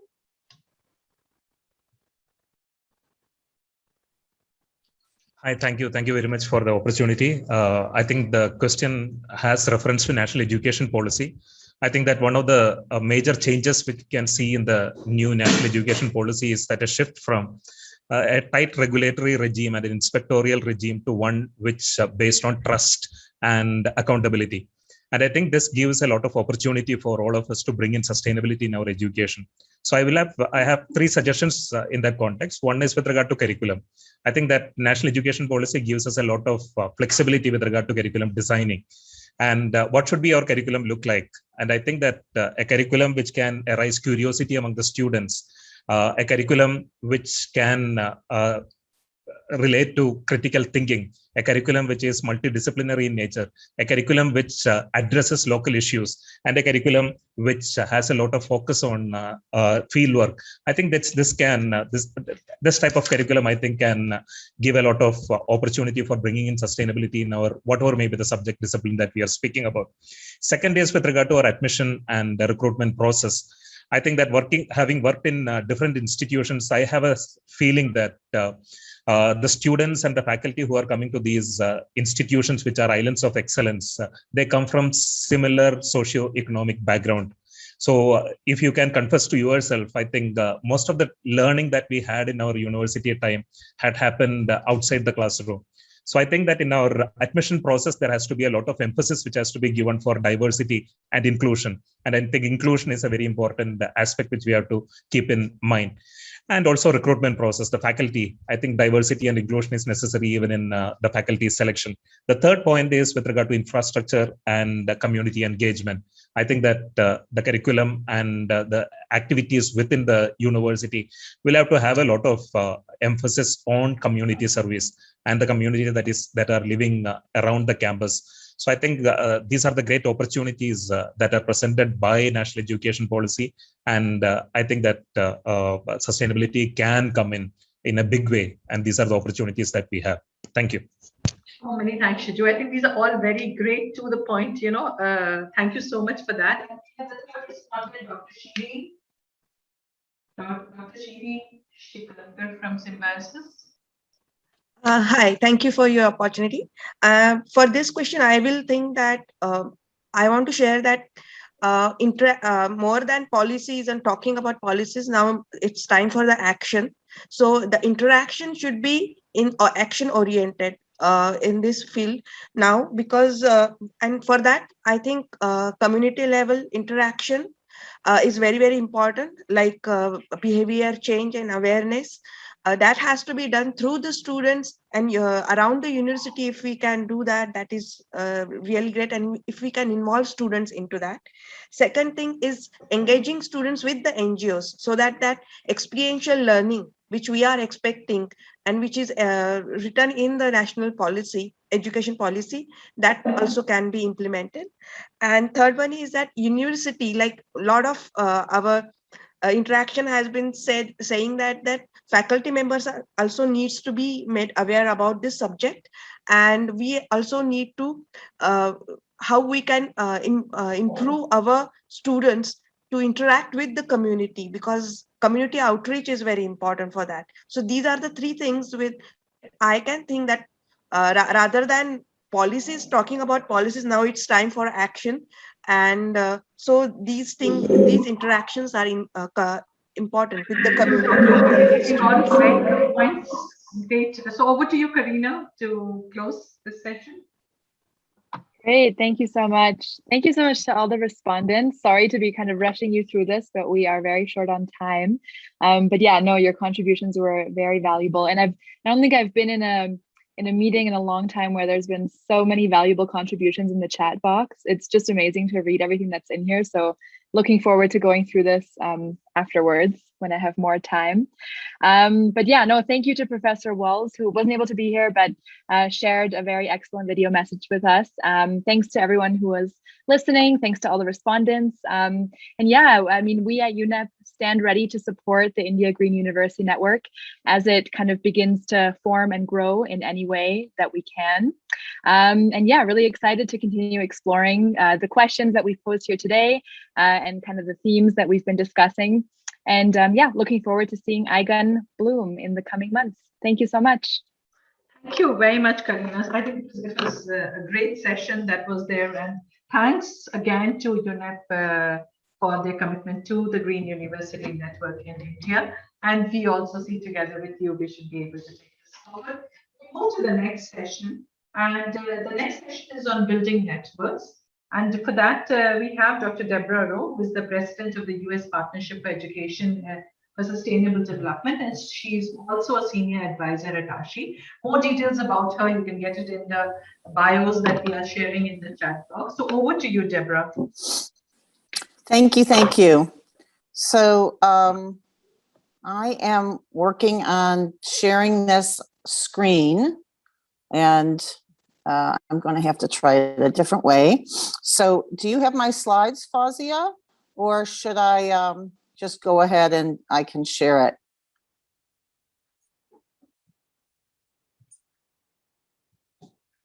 Nope. Let me try this again.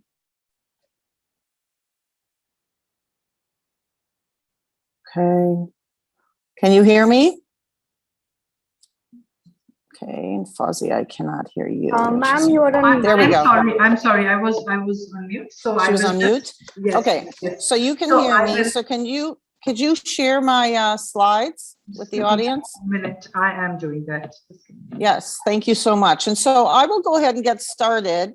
I had a little glitch. I started on the phone today, and now it's not letting me go over to my computer. So thank you so much, Fazia, for that.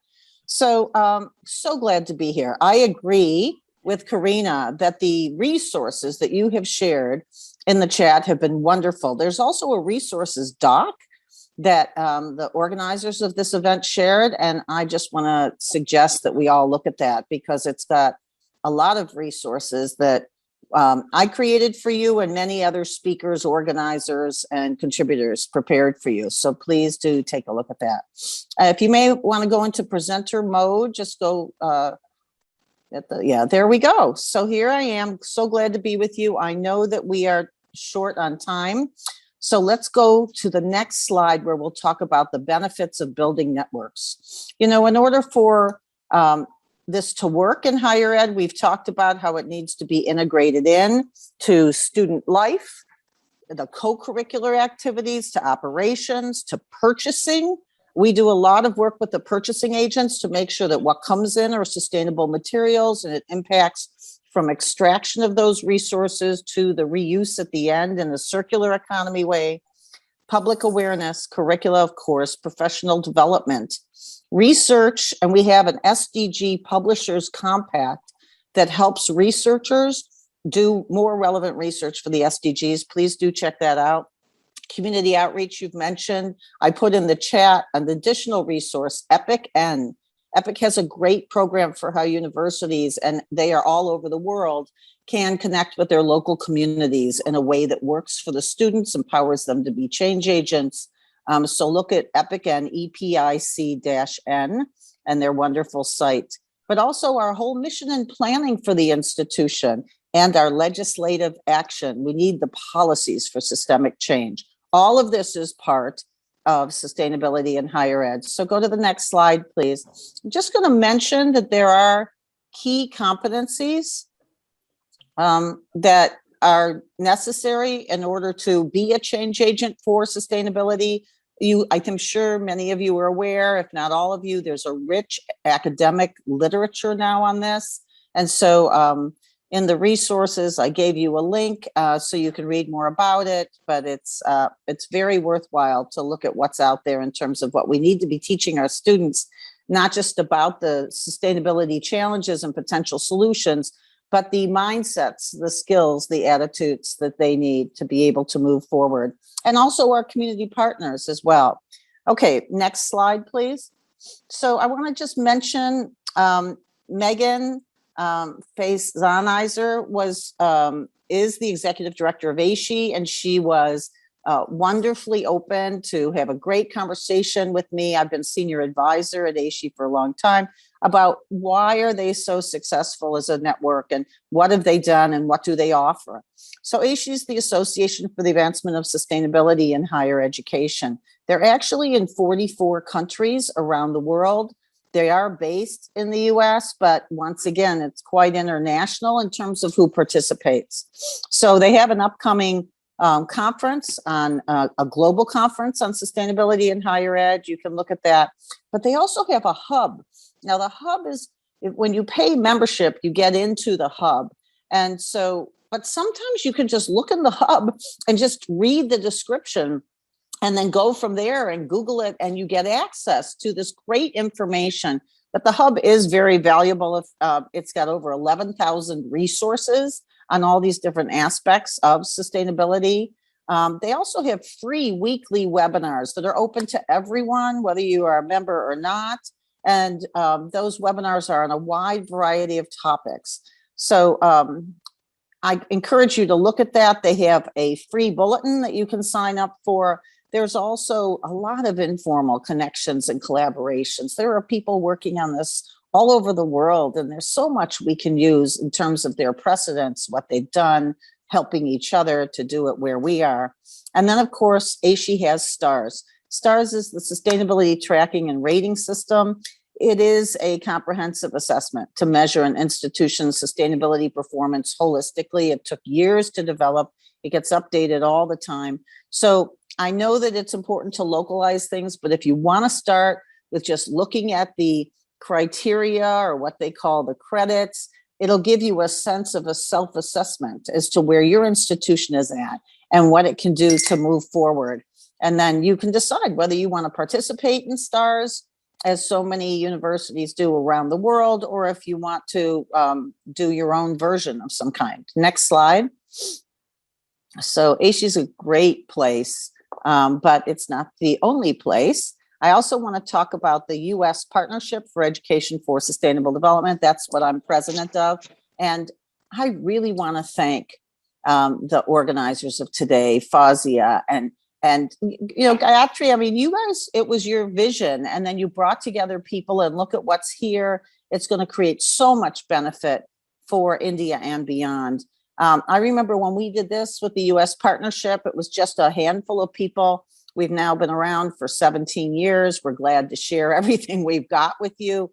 And we do multiple sectors of engagement. I think that's a good approach. We work, as you can see, with businesses, communities, the younger education, K-12, higher ed, government, all sorts of NGOs and interfaith institutions, faith networks.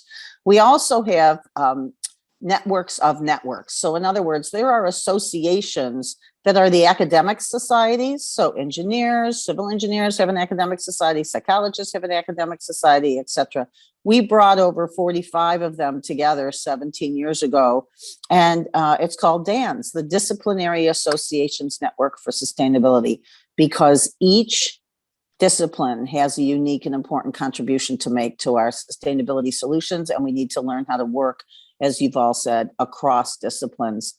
Then we have another network called HEASC, and it's made up of the chancellors, presidents, chief academic officers, the facilities directors, the business officers, the student affairs, environmental health and safety. There's a special organization on how to do sustainable labs. There's all sorts of them. I can't name them all, but you can, on the resources page that you have in the chat, you'll get to the links on that. And of course, we collaborate with UNEP-YEA. We volunteer to do projects with them.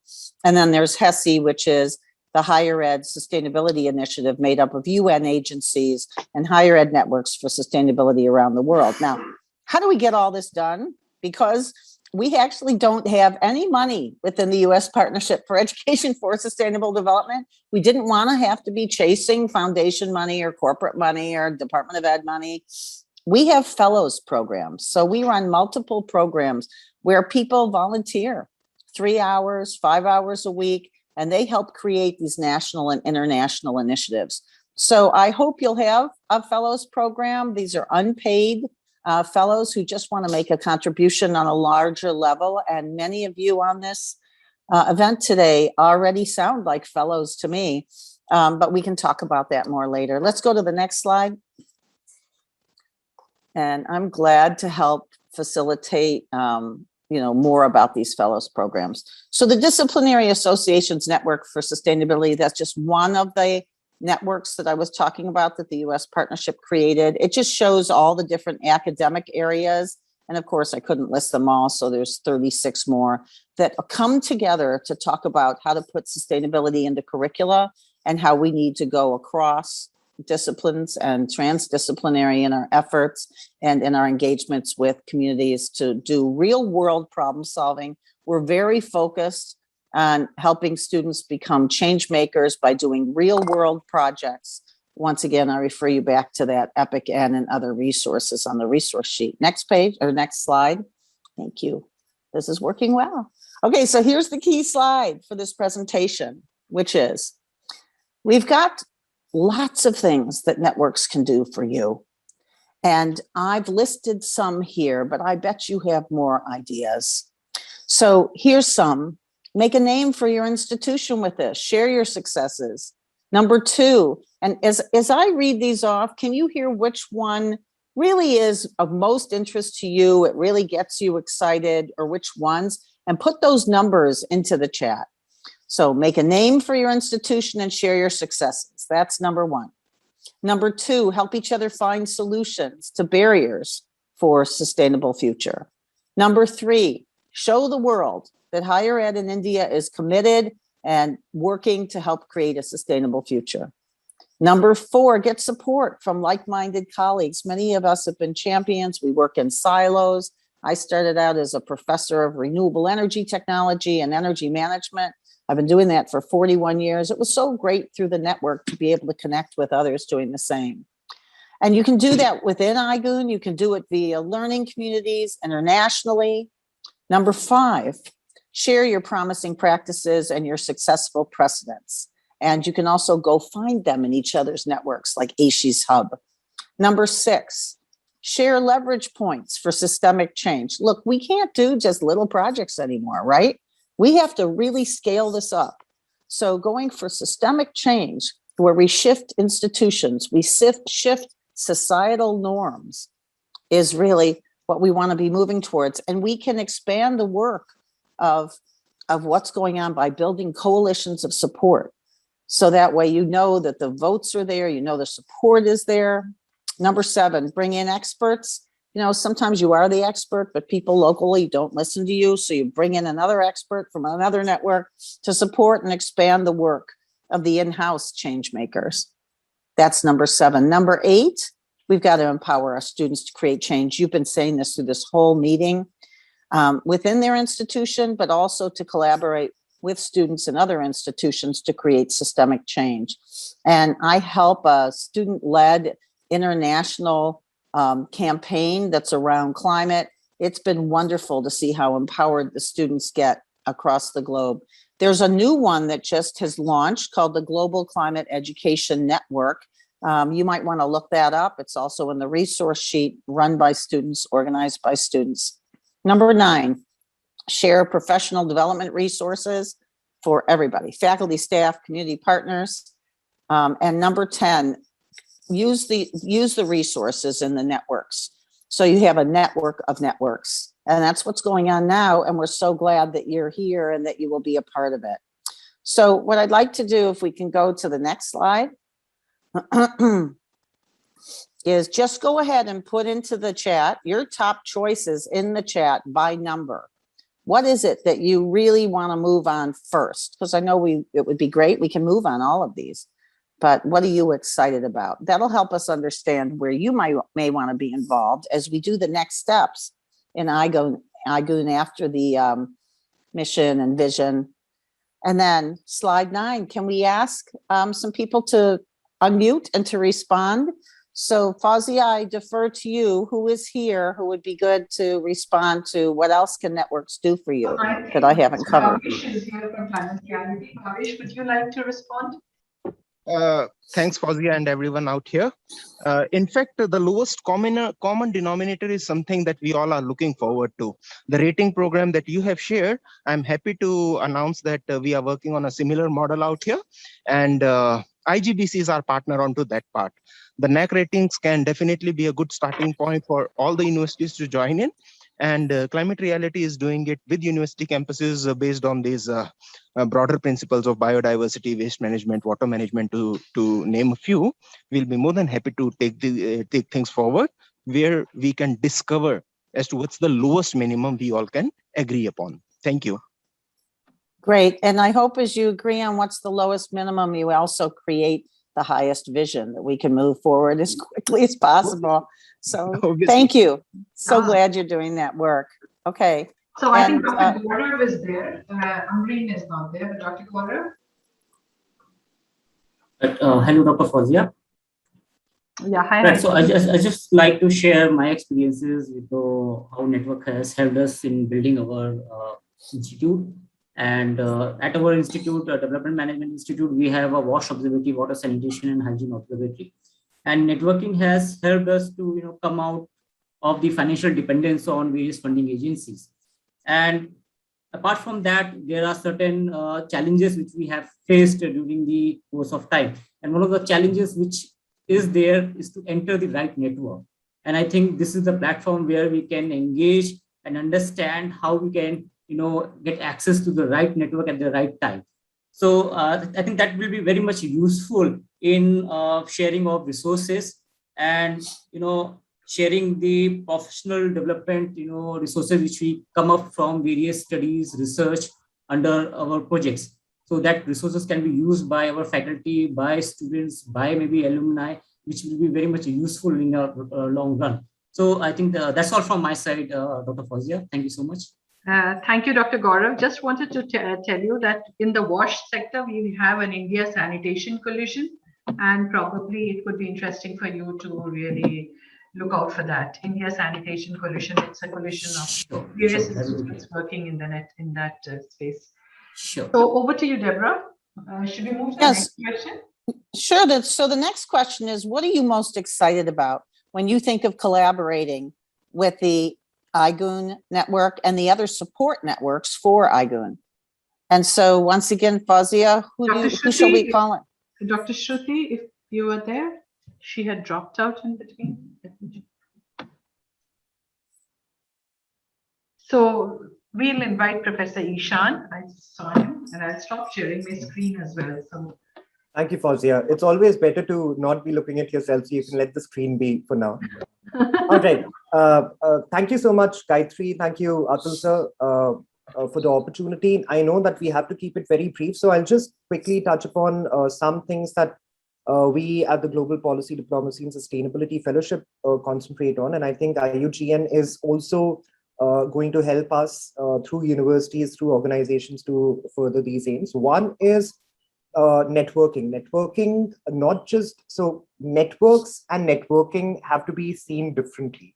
When you're in the sustainability space, networking plays a very big role because with the pace at which this dimension is developing, one has to account for mentorship as well going forward. And mentorship, again, is something that we have touched upon. I think that's a great opportunity that IUGN can provide to us. GPODS runs a fellowship program that concentrates on mentorship, on networking, and interdisciplinarity. I think supply and demand need to be understood in terms of environmental education as well.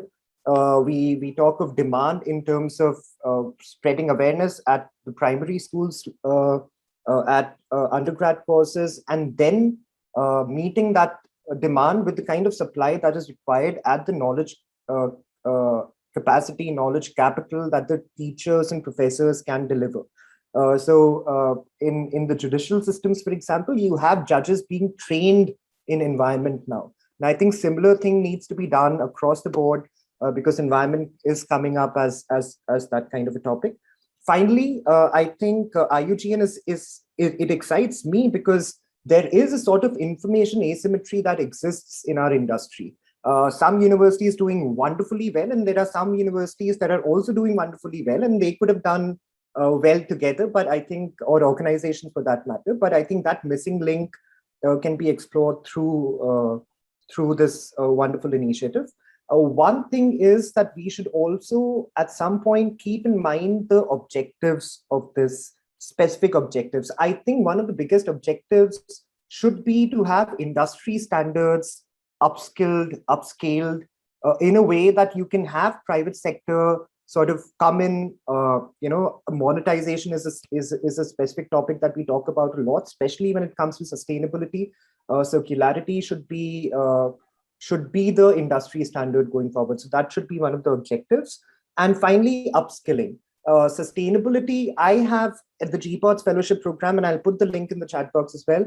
I have met so many people who are engineers, politicians, XYZ from other professions, and they want to upskill themselves in sustainability. So we should also look at that gap, that it's not only for undergrad and postgrad courses, but also for people who have been working in a sphere for 10 years, and now they think that they should do something for the planet. So I think IUGN is a great, IGUN, I think I've been mispronouncing it throughout, is a great source, and I'm very happy to be part of it, and happy to share my thoughts with everyone. Thank you, Professor Ishan. Over to you, Deborah. You can take it forward now. Yes, thank you so much. So if there is another slide that I did want to show, which are the resources, but let me just, you can just speak. Okay, great. It's slide number 10, and then we'll just share slide 10 and 11, and then we're done. So on slide 10, what you'll see is, and this is in the resources doc that was put in the chat. Maybe you can put it into the chat again, or you can scroll up and see it.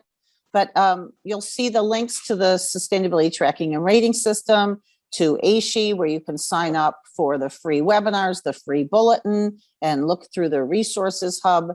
And as the announcements come through via the bulletin, if you're not a member. And then here's the HEASC group that we talked about. How do we get the mainstream education associations to come together and focus on sustainability? And the academic societies is number 4, but I really want to emphasize number 5. Number 5 is a global guidance document that it took like a year to put together for you with myself and staff at UNEP. And it is for higher ed institutions and their community partners on what do we need to do to educate for a green and inclusive economy? How can we prepare students and our community members for the jobs that are already out there, for the jobs we have to create, and for the change-making possibilities that are within organizations where you can be what we call an intrapreneur. Can you guys still hear me? Yes, we can. Can you hear me now? Yes. Okay, good. So where you can work within organizations to be the entrepreneur. So that global guidance document on number 5 really suggests you all take a look at it. And then we have lots of other resources here that I've mentioned. So please enjoy, including the sustainability literacy test, a great learning tool, and the link at number 11 to that rich literature on competencies. So now the last slide. What I want to say is thank you. I want to say thank you for everything you've already done, and congratulations. Even more so, congratulations for everything you're going to do in the future. Here to assist you, and congratulations on this great event. Turning it back over to Fazia for the next session, unless you want to do something else. No, thank you so much, Deborah. I think this is amazing. A lot of resources. And I would really request all of you to refer to these resources. They've got some amazing ideas which are already there. As I have mentioned earlier, we really don't need to reinvent the wheel. We need to learn from what is already there and just build from there, contextualize it to India. So with that we move to the last session. And our last session is actually about our vision and mission statement. And we did have, Shri Amitabh Kant, who was supposed to join us, but then he has just got held up in some commitment that he had it earlier, but he thought he would be free and he would be able to join. So quickly, I'll share my screen, and maybe we can have just give me a second. So for the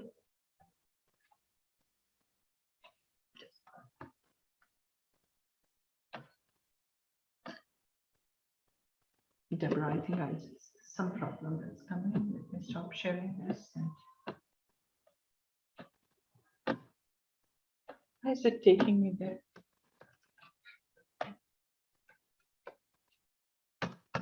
that it's okay. So even if it's getting stuck, it's perfectly all right. I think I'll just copy and paste. So in the last session is about vision and mission statement. So before we leave, I would really like that we are able to actually pen down a few things related to the vision and mission statement, and what are the activities, the way forward, what should we do? So we definitely compile a report of this and we share it with all of you. But at the same time, we would also like to get some inputs from all of you as to what we should be doing. So I think I've shared the background document with you people, and you know that we have this mission statement that is convene, communicate, collaborate, catalyze, commit. I don't know how good is that statement, but probably we would be trying to work from there. So quickly, I'll request all of you that if you could either unmute and let us know what are those words, and we can keep typing them out, or type it in the chat box. I'm not going to keep it very, very formal because I know all of you are very tired. You have been with us for almost about 3 hours, more than 3 hours. So you could even unmute and tell us, raise your hands, and we can ask you to unmute and tell us. How do you think really we should be moving ahead? What could possibly be the vision of IGON? You could type in the chat box also, that would be amazing. In fact, if I have Professor Shamita Kumar, maybe I'll request her because Professor Shamita, would you like to go first? Yeah, sure. Thanks, Fawzia. Thanks, Professor Fawzia. At the beginning, it was an extremely interesting, very, very interesting, very engaging session. What I would really think is, going forward as a vision, one, I have nothing to add, to the words that you have already mentioned, because it really captures the essence. But I think that one of the things that we were missing here in this is to leverage the existing policy framework in India. So we had a lot of people in the chat talking about school education and undergrad education and higher education.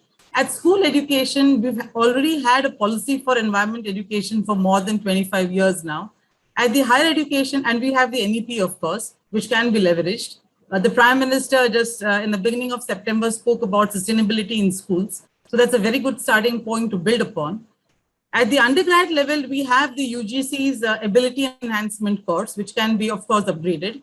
And at the postgraduate level, we have two interesting, frameworks. One is the NAC framework that has criteria 7 that talks about sustainability on campuses. So when we look at, networks like this, I think it's extremely important to leverage the policy frameworks. We have over 1,000 universities in India and over 37,000 colleges. And if you look at, what's here, it's only a really small fraction. So it's this, if we can leverage this policy, add on incentives, together with this wonderful network that we have here, I think we will have a very strong program going forward in India. But it's this policy and incentives that needs to be really leveraged. So that's, what I would like to add to what needs to be done. And as far as the vision is concerned, I think what you've put down is really fantastic. And there have been so many fantastic speakers here that I don't see, what more one could really add to that. Thank you. Thank you very much. In fact, we have a mission actually that we had shared. So that was convene, communicate, collaborate, catalyze, and commit. So we are really looking for mission words for the vision statement. So either you can provide us words, you can provide us sentences, you can put it in the chat box, you can unmute and speak. Do we have Tanu Jindal? Tanu, would you like to go from Amity University?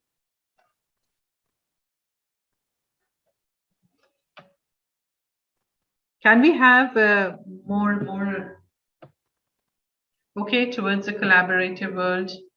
Ma'am, I think Abdul Bhatt is raising his hand. So, who is raising the hand? Abdul Bhatt.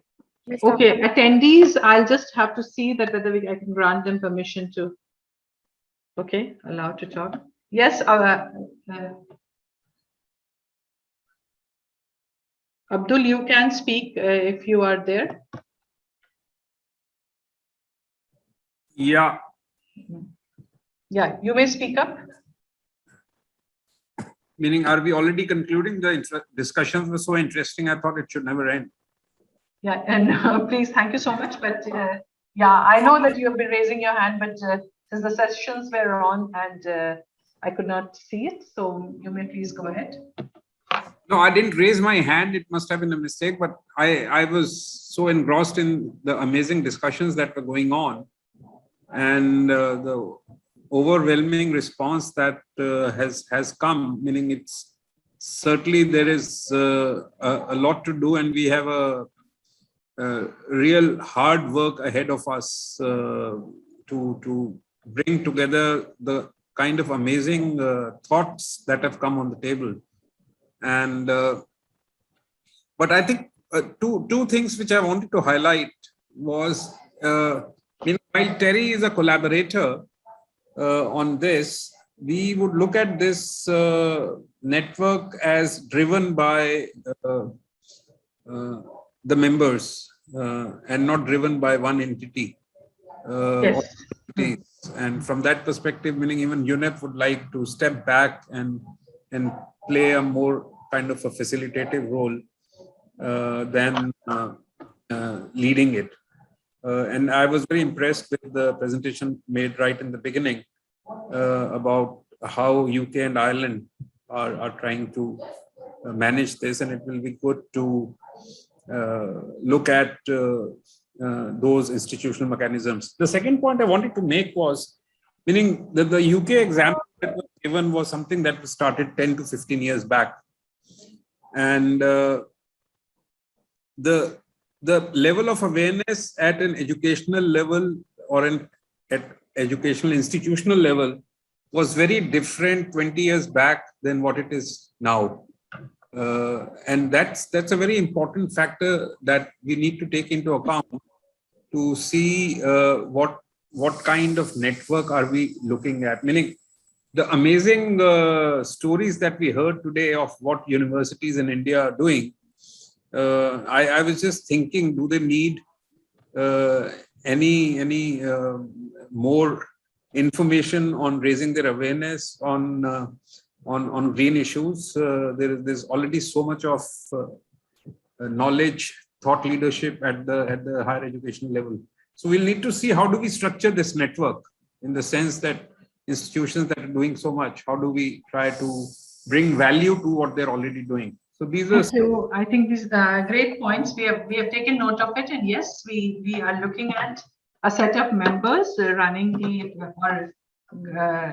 icon, and it is neither Terry, like it's not that we're just coordinating this to establish a green university network, but we will definitely be looking at having committee members who will be then steering it, and not just one institution.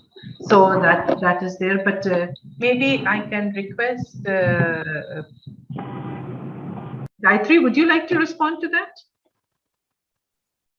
No, I totally second what Atul has been talking. We need to think about how do we sort of essentially, structure this. Right now, we're just getting the thoughts from all of you on what our vision and mission should be. But what we really want to do is work together to set up a structure, a function, activities. I think there is a question already asked in the chat box. And as Atul said, there is so much being already done. So you start wondering what more needs to be done. So it would be wonderful if you guys could sort of, all the people in the chat could write just the 5 top activities you think that IGON should definitely engage with. Because all of you have already said in the chat box and otherwise, you're doing so many good things. Atul was just saying that, hearing all of you, seeing all the chat, we are so impressed with you. But what are the 5 top things you think IGON can give us? So that will come from what we are lacking. That is number 1. Thank you so and I think much. Karthik Bhai is here. Karthik Sarabhai is here, and also Manisha is here. And I think, would you want to ask them as well? Yes, for sure. So, Dr. Karthik, if you are there, we would really love to have your thoughts as well.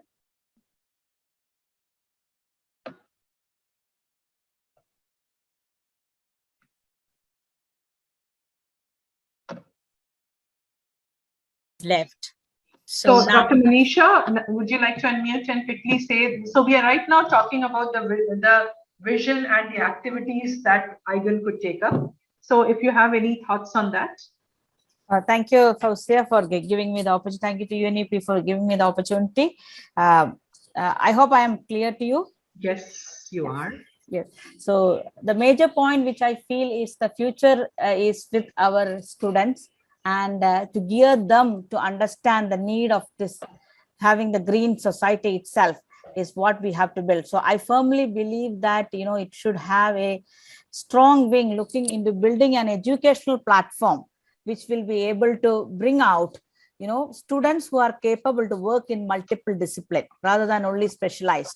So how do we build a curriculum, and how do we build a programs which will gear towards bringing in the environment as one of the major aspects and sustainability as one of the major aspects as they learn in every curriculum and every program the students goes through. Because today it is always seen as only as additional one piece of it. How do you see it as it is something which has to be there as a fundamental piece for every program which comes in? So that is one thing I feel that we have to bring in, whether it is on the school level or in the university level, we need to bring in that. And we have to actually train this set of future generation to see how the theory they have learned, how their capabilities can be brought in to provide these solutions to the communities. At Amrita, we have a strong program, Living Labs, which is helping to achieve this. So we feel like something like that or a little bit more can be expanded to be brought in that perspective. Thank you very much, Dr. Manisha. So while all of you are at typing your thoughts in the chat box, I think we have already exceeded time by almost half an hour and more. So we would really like to bring this dialogue to an end. But before closing, I would like to once again invite Shri Atul Bagaiji is there. So would you like to give your closing remarks as well? Thank you so much for joining us again. No, thanks a lot. And as I said earlier, meaning we are sad that Amitabh Kantji could not join because his meetings in the Prime Minister's office are just continuing. He was supposed to be free by 6:30. But I would like to highlight two things again. One, UNEP is very committed to making network stronger and successful. We also do understand and are aware that there are similar kind of networks already working in India. And I think our endeavor would be not to duplicate any of the work that is already happening. And there were certain very good details given by Abhijit in terms of what's happening in India, not only within their space, but otherwise. So I think the approach would be to try to build on what is happening and try to bring value to what is already happening and see how that synergy and linkages between various existing networks can be done. So this work should not also be seen as another new kid in the block kind of a thing. The second aspect and point which I wanted to highlight was that we are very thankful to Terry Sass for coming forward to work on this with us. And while I was listening with a lot of interest to Iklabe ji in the morning, in the earlier session in the opening, and also what Professor Anil ji was talking about, meaning the number of institutions in India were talked about and numbers were given.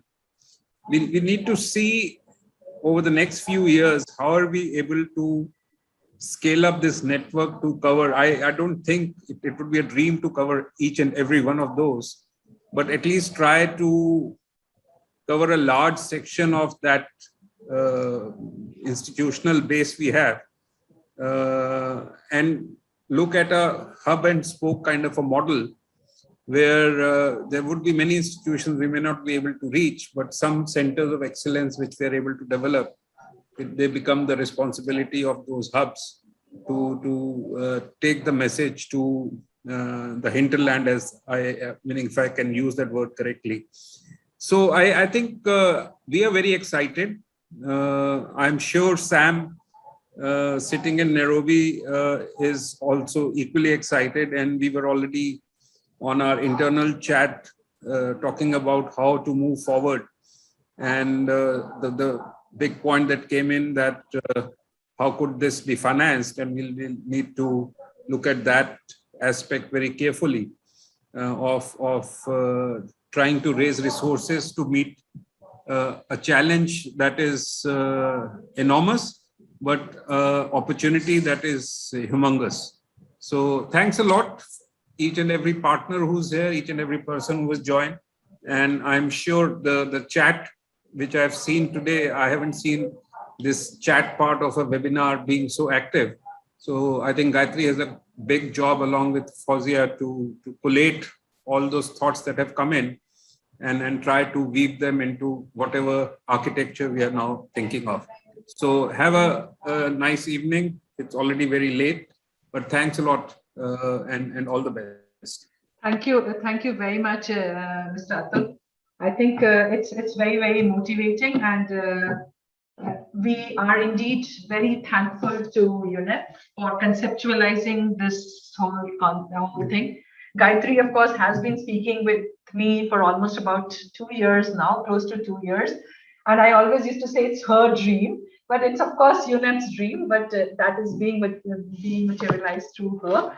But she had been very, very passionate about and was looking forward to this day happening sometime.